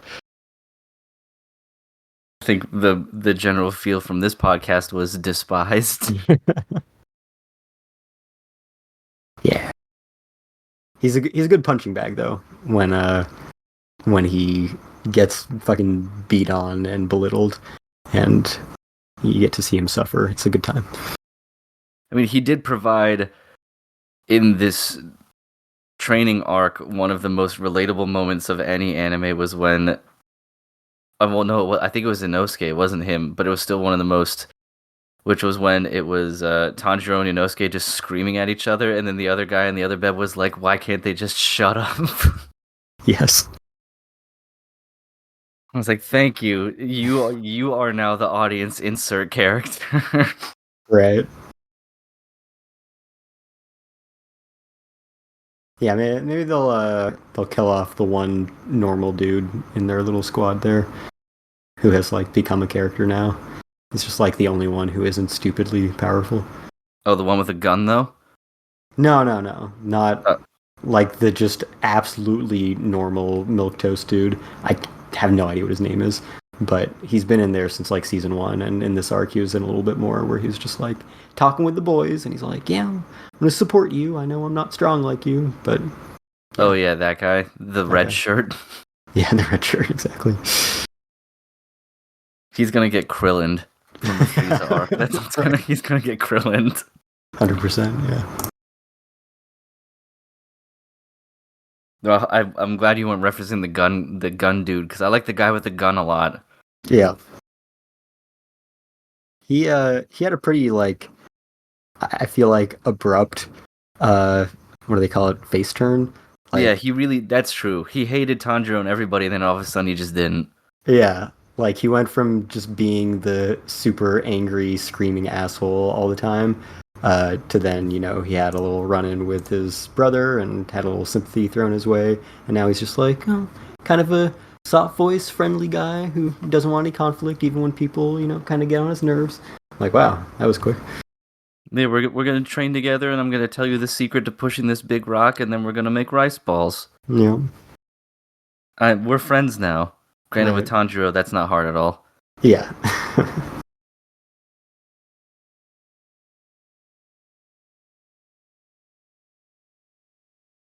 Yeah, so I think that last episode definitely saved the arc in the season, though I still agree with you that it also could have been shorter at the same time.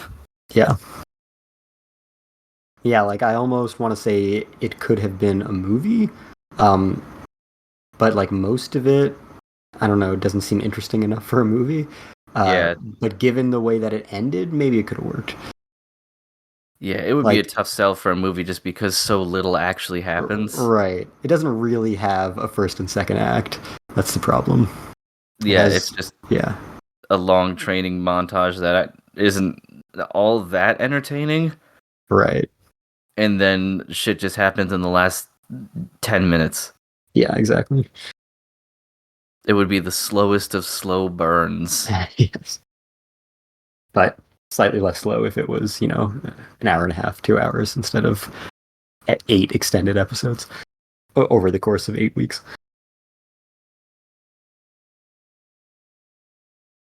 All right, well, that's about all I got. If you're also ready to move on here. Yep. Cool. So let's talk about Bison Wolf, which I just finished at least the season content. I know it's still going, but I did finish what was the content for the season yesterday. So I'm caught up as far as this conversation needs to go. And it really grew on me as it went, like a lot. Nice. I was really enjoying everything by the end, especially Hollow and Lawrence's ever-evolving sort of back and forth with each other, and the playfulness of her like godly arrogance, and then he plays it off as she's just like a fucking bum sometimes. Like, I did find further and further appreciation of their dynamic in that way, and that she's a god, but he sees her as sort of an investment in a traveling companion and like friend, not really giving her any type of fealty except when he knows it's exactly what she's fishing for socially, so he just kind of it does it so that she's appeased for a few moments or something. Right. But and then her being, you know, as like actually wise and useful, it was really cool in ways, like helping him do deals and keeping out watch for them with her enhanced hearing and everything. Like, she is a goddess in all of the big ways, like transforming into a giant wolf and living for hundreds and hundreds of years, but her skills and her wisdom from the years of her being alive are useful on a normal everyday standpoint as well. So she doesn't just do these like miracle level things, which was refreshing in that way. Like, she is just cunning and fun as a character, regardless of her status as this goddess character, which I thought was really cool as well. It let it feel grounded enough that Lawrence could talk to her like that without it feeling like he's directly insulting a deity all of the time. Right. But no, really enjoyed it. Emily watched it with me partially by choice. More, I just had it going in the living room while she was sitting there, so she just kind of got enveloped in it eventually. And I think her favorite part is just how often Hollow dunks on Lawrence, because she does do that a lot. She dunks on him all the time, and it's pretty funny. Basically every single time, because he doesn't really have much of a retort in the first place. But yeah, I really enjoyed it. I was actually, and I think I texted you about this, most shocked about how quickly the jig was up on her, which I really wasn't expecting. That caught me by like honest surprise. I think it's like episode 4 or something, that somebody else finds out, and then stuff happens. It wasn't used as a plot point throughout the entire season, at least all at once. It would be like, they found out, they leave, someone else may find out by happenstance. It wasn't one long, big secret or anything like that. Right. But yeah, really enjoyed it. Still liking it. Hello is a god with a small g. She is Right, exactly. She is as opposed to the church's god with a capital G. She is a pagan deity of that is a force of nature that derives her abilities from rules that we do not understand. Yeah, she's Holo the Wise Wolf. Holo is wise because she has the experience of an immortal being that can shift between forms and creatures and go within nature itself. So it's not that she is just inherently omnipotent. She is just very clever and cunning and wise from her centuries of experience. So it's a lot more realistic for her to act as a traveling companion to a mortal than if she was like god of gods. She is. Yep. She's basically, just old and big in her true form. Right. That's the extent of her powers. Old and big. Yes. Big with sharp teeth. When Lawrence got to ride her at the end, I was like, this would be the best moment of my entire life, and nothing could have ever topped it. When she's like, get on, I'd be like, say no more. Say absolutely no more. But he treated it so casually. He was like, yeah, no problem, I'll just hang out up here. I'm like, Lawrence, do you understand what's happening? You're climbing on a giant wolf goddess, and you're just gonna run around, and then she's gonna go beat up the guys that bullied you. Like,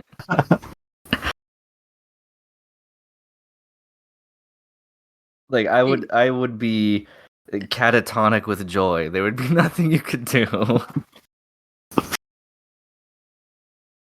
Oh, the guys were making fun of you. Alright. Yeah, alright, I guess I'll go eat them. I don't know if it's like I'd have to go back and watch the original adaptation, but like the attacks and the injuries that they suffer in the show seem way more visceral and brutal than I remember from the first adaptation. I don't know why. I should go back. I'd have to go dig up those discs somewhere wherever I have them. But yeah, Yeah, he gets worked. Yeah, Lawrence. Yeah, he gets beat up pretty bad most of the time, and it's funny how casual he is about it in a lot of ways. Where it's like, this isn't the first time you've gotten beaten up in a back alley, is it? He's seen some shit. The life of a traveling merchant. Exactly. It also always astounds me in the episode where he's going around begging for money, how quickly people just start how quickly the whole fucking town turned on him. Mm-hmm. It was like, Yeah, Jesus that was shocking. Christ.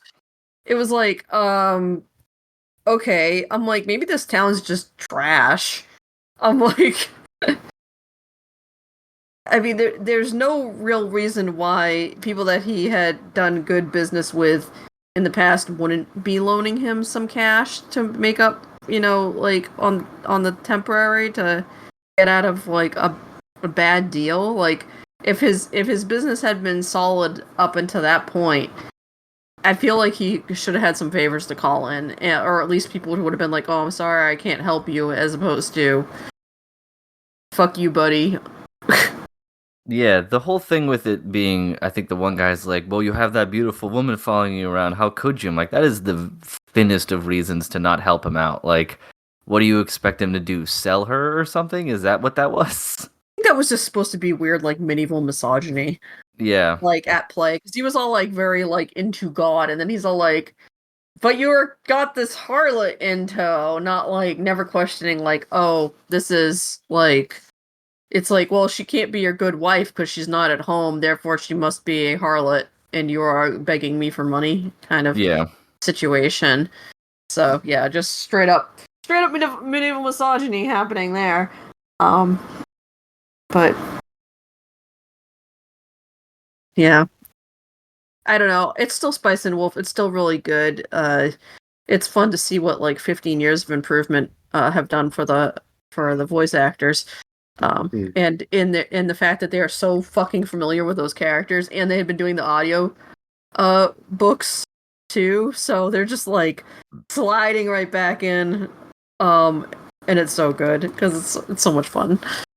Sliding right Everything back just in, cashing those checks. cashing them checks, but also like they like really enjoy those roles too, so it's like they just like chewing scenery, and it's so good. Yeah, The I'm banter is sure good. Tatum was born to play Lawrence. Definitely, that kind of role is right up his alley. Not that I've seen any of the dub of this reboot.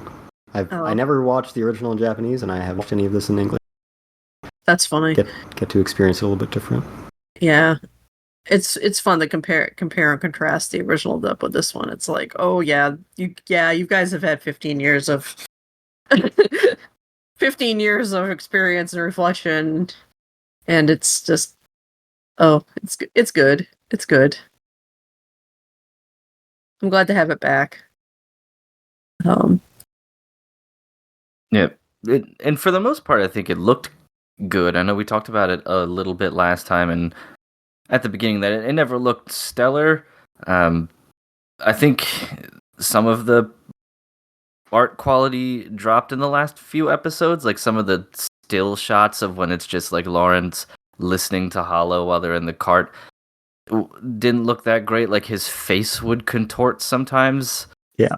Yeah, there was one weirdly really awkward shot where it was like a mid distance like reverse shot where the guy turns to say something to them, and they're and it was just weird. It was a boring frame up shot, and they were far enough back from the camera that they were not full detail, so they looked like very flat, cartoony, like not full like animated figures responding to him, and it hung on that shot for just a little too long. I'm like, oh, this is awkward.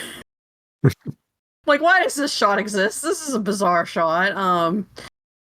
But other than that, it's been pretty good. I've been pretty happy with how it looked. That in the original version was so fucking ugly. I didn't realize how ugly it was until I went back and looked, and I'm like, Jesus Christ. I mean, I said this all for 5 minutes last time, so I'm not gonna harp on it too much more. I still think it looks like shit, the old one looked 15 years more like shit, but just because this one looks better, 15 years later, it still doesn't look like as good as it should. So yeah, but I don't know what is it supposed to look like?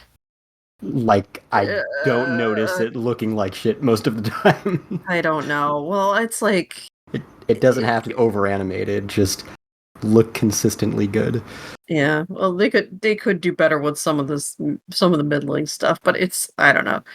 My standards are low. I guess. I'm just lie that out there. My standards are low. But yeah, of course, the writing is good. That's why we all love it. And Good music's good, voice acting's great, writing's Kevin good. Bacon killing it with the music for sure. Yeah, voice acting in Japanese also very good. Amiko Shimizu as Holo is very fun. She really leans into that godly arrogance. Yeah, it's, I appreciate having Spice and Wolf back. Wish it looked better. Hope it gets a full adaptation eventually. Eventually, yeah, I hope they keep going. Hey, if they can keep going with Natsumi Yujin show, I feel like we can keep going with Spice and Wolf for however long it takes. Yeah.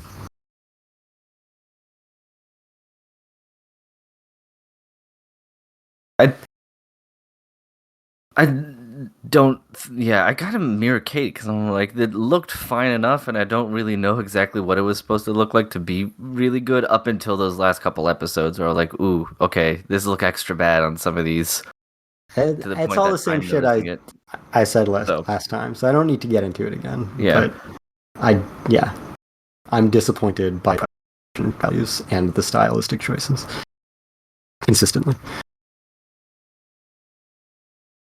This just in. Can we title this episode "Kestrel Hates Spice and Wolf"? I love Spice and Wolf. That wouldn't be Spice and Wolf anime relatively winning. Especially for rebooting it. Like, I'm still if you're gonna reboot it, knock me away. The one thing I'm really confused about is, and I don't. This was a problem in the first anime. This is a problem in the second anime, and I don't remember if they described it particularly well in the novels. But the cities, giant walled cities in the middle of fucking nowhere near no body of water or river, mess with me because historically that doesn't work, because humans don't build large cities without either a river or the ocean or some very large lake. And nor should they have walls that are fucking 5 stories tall around them. Those walls look like something out of Attack on Titan. I'm like, why is your... Keep the Titans out. I know, but I'm like, that's not... Nobody built a walled city that tall. And they bring up, warfare against the pagans. So it's like, okay, you might have a walled city. Where the fuck is your river? Where the fuck is your coastline? Also, why are your walls 5 stories tall? Where are you getting the building supplies for this shit? Alright, that's my weird world building rant. Alright. That bugs I'm just gonna go ahead and do what the rest of the show does and just be like, the church? The church? The church is responsible. It's just so funny because they stick to like reality so strongly. I mean, minus like God creature.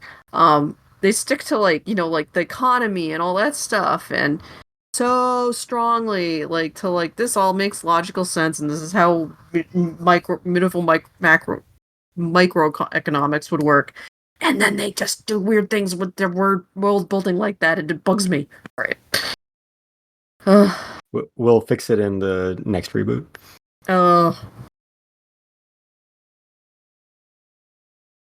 Anyway, hang on. How do you think people reacted to the plan when it was, oh, cool, we're going to smuggle this gold, how are we going to do it? And then it eventually turns into, well, you're going to have to rifle through some sheep shit.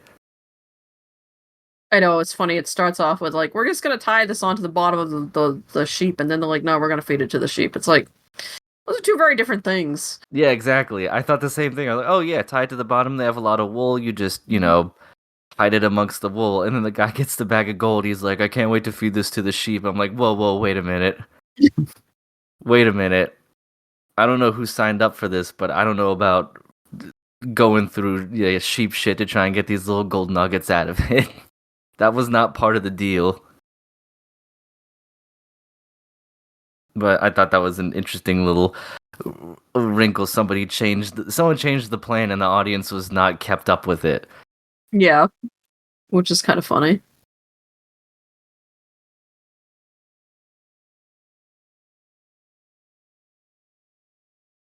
Is that about it for the Spice and Wolf thus far? Yeah. Sure. Cool. All right. Well, I think we can squeeze one more in here, since we're butting up on 2 hours. Kestrel, is there anything you want to talk about in particular that we've shared and haven't yet? I know we still have Yuru Camp, Dungeon Meshi as well, like the ending of that. We already talked about that after it ended, though, right? I think a little bit, yeah. Yeah. So, yeah, I mean, Sound Euphonium is probably over forever, and it was probably the best ending anyone could have asked for.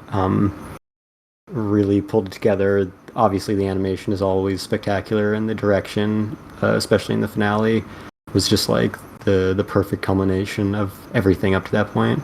So, really excellent final season of the series. Really happy with that.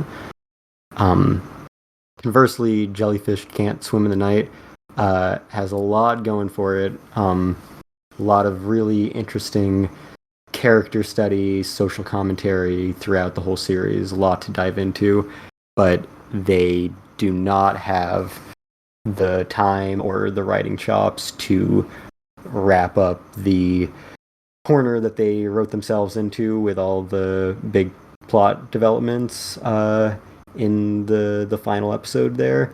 So it's just kind of a rushed ending that is not really satisfying at all and leaves a lot left untouched and things kind of too convenient and contrived. So disappointing ending on that. Still a lot of really great material.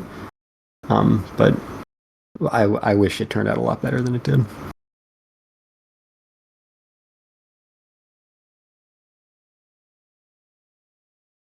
alrighty. So I guess I can talk a little bit briefly here about Bartender and Tombo then as the two things. So Bartender had a nice ending, if not rushed a little bit. We got some nice little episodes with some character development and background of, our main character and the hotel's efforts to get him to be the bartender at their big, cool, exclusive bar for all the executive VIP folks and everything. So it was a nice little couple episodes that had some tender moments just between him and like his aging mentor and all of that. Of course, more cocktails and interesting history behind them. So if you are into that, it still had, just as much cocktail, trivia and fun things as that goes. It was just a little bit rushed because the whole season was kind of this hotel pursuing him to work for them rather than at Eden Hall, which is where he basically didn't get his start, but where he moved after he came back from Japan and kind of got into the business and everything. And then at the latter half of that very last episode, he goes for a catch with the owner of the hotel, and then he just works there now. So I think they didn't really know how they were going to end that very like smoothly, so they just kind of clumped it all in the end, and then you got a little montage of him serving drinks to all the other characters from the show as they came to celebrate him moving, and then they changed the name of the bar and the hotel from whatever they wanted to Eden Hall, so he still works at Eden Hall and everything. But overall, it was a nice, like a Brandon and I talked about the first time, like a more adult Iyashike, if you're into that type of thing for, going to nice cocktail lounges and bars. Unfortunately, I don't know how many bars you could ever go to that you would get this type of service. It's kind of like the Elysium of that experience. So it does overly romanticize a lot of the elements. But I mean, that's kind of the point of a lot of these types of shows as well. Like Yashike's in general overemphasize the sort of tranquility of what's going on and things, and take out the negative portions, whether it's the times you're going to go to bars and the bartender's not going to really care about you, or you go to other shows, you know, where it's like, oh, growing up on a farm actually is boring as fuck 90% of the time, or it takes out the parts where you're wading through cow shit and, you know, doing all the nasty stuff, and just shows you the fun, rewarding pieces. So there's also obviously some give and take you have there. And then Tanbo had an interesting ending as well. You know, it still looks a little rough around the edges, but I really appreciate the attention to like detail and realism, which is I think what the creator of the show, when I first learned about the show, wanted to do, was like, we're gonna make this a show about someone who's really good at golf and a couple people, but we're not going to make it into like a Dragon Ball Z type thing. So I definitely appreciate that. And I guess maybe I just have a too much of a soft spot for golf, where shows that do treat it in that way I instantly don't like. And I don't know why. I think it's just a block that I have, but Tombo doesn't. And we ended it on a good note where she's branching out. She's not only getting better and collecting more golf clubs, but now she's thinking about her future and how she could leave the island, not only to better herself, but better the life of the other people on the island that she lives on, if she tries to like become professional and play in tournaments and stuff. So I don't know if we'd ever get any more of it, because I don't think it was like very successful. Not many people even watched it, so it felt more like a low budget passion project, which is weird to say, but that was the feel I got from it. And I know the manga's been running for a decent amount of time, so there's clearly way more source material to work on. But yeah, not bad at all. I think there's another golf anime or two coming up soon. That one definitely feels like it's going more into that heightened reality. I already saw a clip of it where a kid jumps backwards into a bunker so he can hit the ball out of the sand rather than just standing in it. So I'm sure that's going to be way more on that DBZ side of things. And then the other one is that Soriro Utility that had a short a little while ago, which seems like it'll be more realistic, if only because everybody in the show sucks. So you can't really DBZ people being bad and learning how to play. I'm wondering if it's going to be a sort of cute girls golf equivalent to what was that one tennis show, like Baby Steps a while ago? Yeah. That took more of a realistic approach and had a guy that was really terrible in the beginning, and then you just watched him improve rather than already being very good. So maybe we'll see that, which could be interesting. But yeah, those two were good. I would recommend them both. They're just niche. Like, you have to be into that and be the demographic. Like, I wouldn't tell anyone who's just trying to watch anime to pick either of these two, but yeah. Now, I know I bring this up every time you shit on Birdie Wing, which I still haven't seen. But do you not like real tennis? Because Prince of Tennis seems to be what you're talking about for tennis, and that's like your favorite anime of all time. Well, there's nostalgia for that. Is it just that? Not really. I mean, I think because I watched it at a time where a lot of the other anime I was watching and that was geared towards was I was a teenager. So it's partially nostalgia, partially I was the core demographic at that point. And I think it's just some thing in my head that's like, well, golf is hard enough already, and to watch these people trivialize it makes me angry. Meanwhile, tennis, I'm like, yeah, you can do whatever you want in this game. You're hitting ball, you're running around, ball back and forth. Playing tennis at its core is not difficult. It's you hit the ball over the net to the other person, they hit it back. So maybe my brain just gave it more leeway, but golf is so hard already that maybe it's just more like some mental block of they're disrespecting the game. I see. But I really couldn't give you like a rational explanation. It's just when I see people do it to golf for animes, I'm like, I don't want to watch someone do a whole bunch of shit that not only is impossible but breaks all of the rules at the same time. And maybe that's another part, the more I talk about it, because for Prince of Tennis, for the most part, they actually didn't break the rules of the game. They just broke the rules of reality. Right. But if someone hit the ball out, they called it out. If someone did something illegal, they got called out for doing something illegal. They just completely, you know, warped physics to their needs. In some of these golf anime, they do shit that would like be completely illegal by the game's own rules. They just throw those out the window for the sake of entertainment. And maybe there's partially that too. Like when I watch them, like you can't do that, you can't do that, you can't do that. So maybe that's part of it too. But yeah. Gotcha. Okay.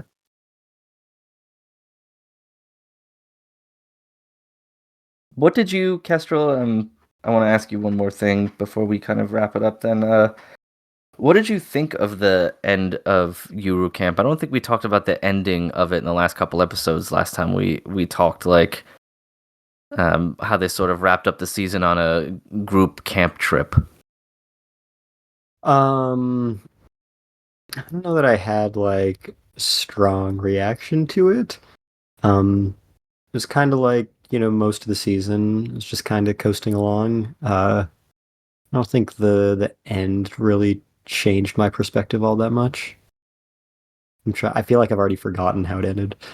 They just go on a group camping trip. If anything, Right. the main thing I was gonna say, and I didn't know if you felt the same, was it was too short, and that they actually only do the group camping for the last couple minutes of the episode, because the first part of the episode is them still ramping up to do it, and then you get like a hurried montage of them doing camping stuff together, and then they eat a meal, and then the season's just done. It does seem like a lot of anime suffered from like, knowing how to pace and budget their time. Because that one, maybe Demon Slayer, definitely Jellyfish Can't Swim in the Night. There's a lot of like, okay, we're gonna give you all the bullshit you don't care about, and then rush everything that matters in the very end. Yuru Camp, it definitely happened too, which is a little disappointing because this whole group camping trip was something that was not only hyped within the show, but it's kind of the best part of the show for the viewer. Yeah. Not just the characters, it's when they're all together and you get all their group dynamics and they do all these things. It just felt like they didn't give it nearly enough time to be memorable or worthwhile. They just like, here's a montage, we made a meal, we're going to sleep, this is great, end of season. Like, so, did we need 2 episodes of them recounting their trip without Nadeshiko, where Nadeshiko's spirit just kind of like intrudes upon it because it's actually a memory, and also they're making shit up? Like, did that need 2 episodes if you gotta condense the part that we want to see into like 1 minute at the end? Yeah, absolutely not. Those 2 episodes may have been my least favorite of this season, not just for Yuru Camp, but for anything that I watched. Wow. And well, it's because it's dumb. Nothing important happens. They just make stuff up as they go along, and then they're jumping in and out of like dreams, like sequence things, and it's just a recap of something that I don't know. I was like, I do not want any of this that's going on right now. They could be doing other things, like going camping together in real life. Right. So, no, I did not enjoy those at all. But I don't think I generally do enjoy, like, recap or pseudo-recap episodes like that, even though it was an episode of its own. It's just, it was, like you said, jumping around, making stuff up, including someone who wasn't even there, and now all of a sudden they're there. So it was just, wasn't feeling it. It's a good gag for, like, a post-ending scene, not 2 entire episodes. Yeah. And maybe if they did the whole thing in one episode and condensed all of it, I would have a different opinion, because then you could make the gag more condensed and just get whatever you think your best jokes are out of the way, rather than prolong it over what was essentially 40 minutes. Yeah. So, yeah, those 2 were not good by any stretch of the imagination for me, but yeah. Definitely strange prioritization throughout the season. Yeah. I think that's a very good point that you bring up about it. It seemed like a lot of shows didn't know what to do with the time they had on their hands. Yeah. That was also like Windbreaker. I don't think I've talked about Windbreaker, but I reviewed it along with Jellyfish. It was in this weird situation where like it basically took the majority of the season to do this one arc, and it just had like a handful of episodes left. So it's like, oh shit, well, we can't really start the next arc now. We've only got a few episodes left. So it's just kind of dragging its feet and being like, hey, remember that arc we just had? Let's spend half this episode like chasing a cat or something. We're on the finale. Maybe we can build up to the next arc now. So yeah, weird pacing. Somewhat brought about by the constraints of it's got to be 12 or 13 episodes, but even within that, definitely could have stretched and shrunk certain things to make it a little more optimized.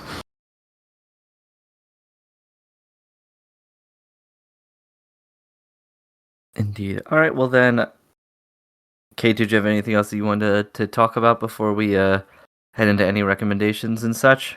No, I think we're good. Very good. So why don't we scooch on over to any recommendations any may have? Kestrel, is there anything from you? Good question. Let's see what we've had come out recently. The Boy and the Heron is released today, if you're into that sort of thing.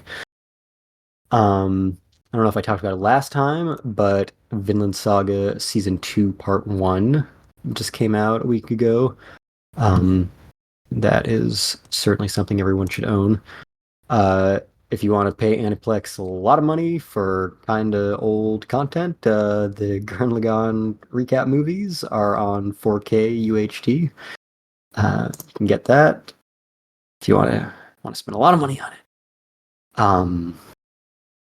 Yeah, let's see, what else do we got?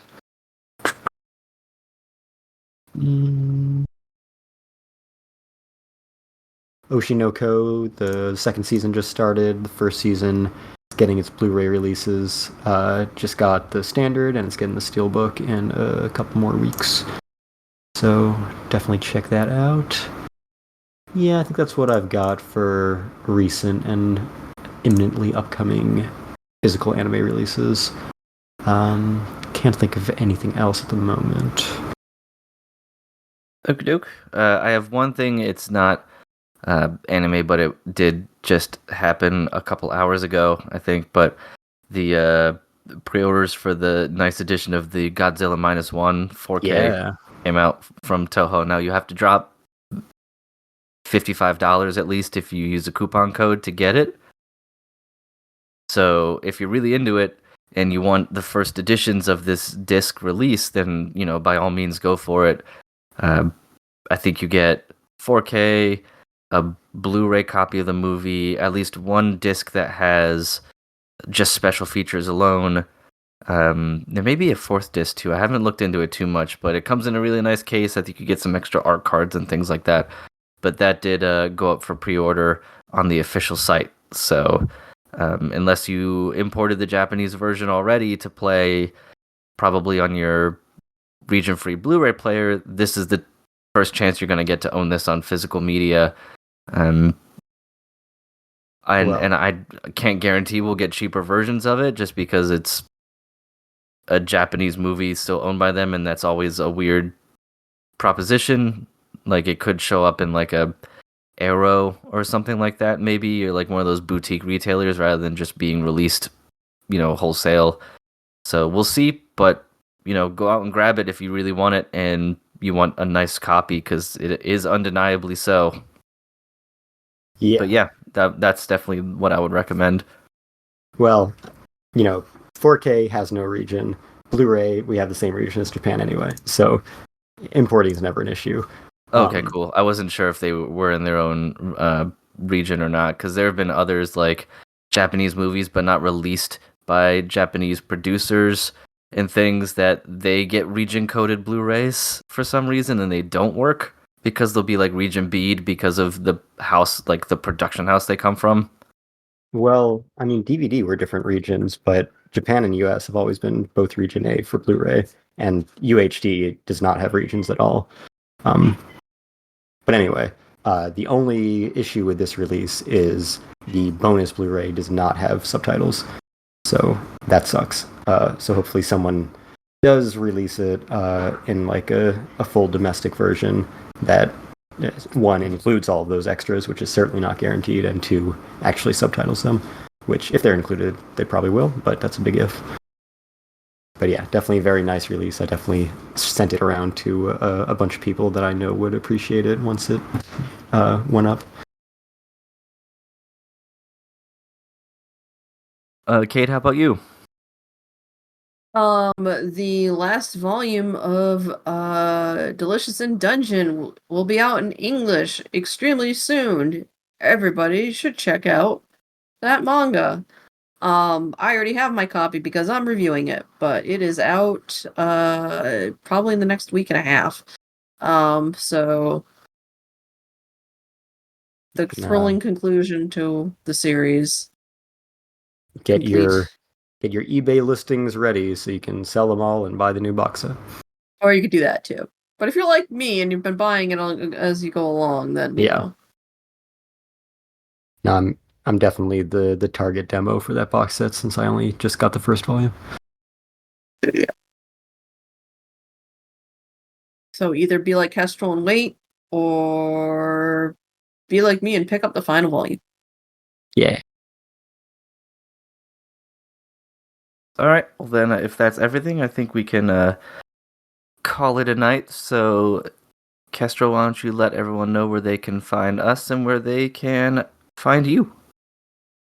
Yeah, you can find us wherever you find podcasts. Please subscribe, rate, and review. We are on Apple Podcasts, YouTube, and YouTube Music, Spotify, SoundCloud, iHeartRadio, Alexa, Amazon Music, Facebook Music, something, I don't know.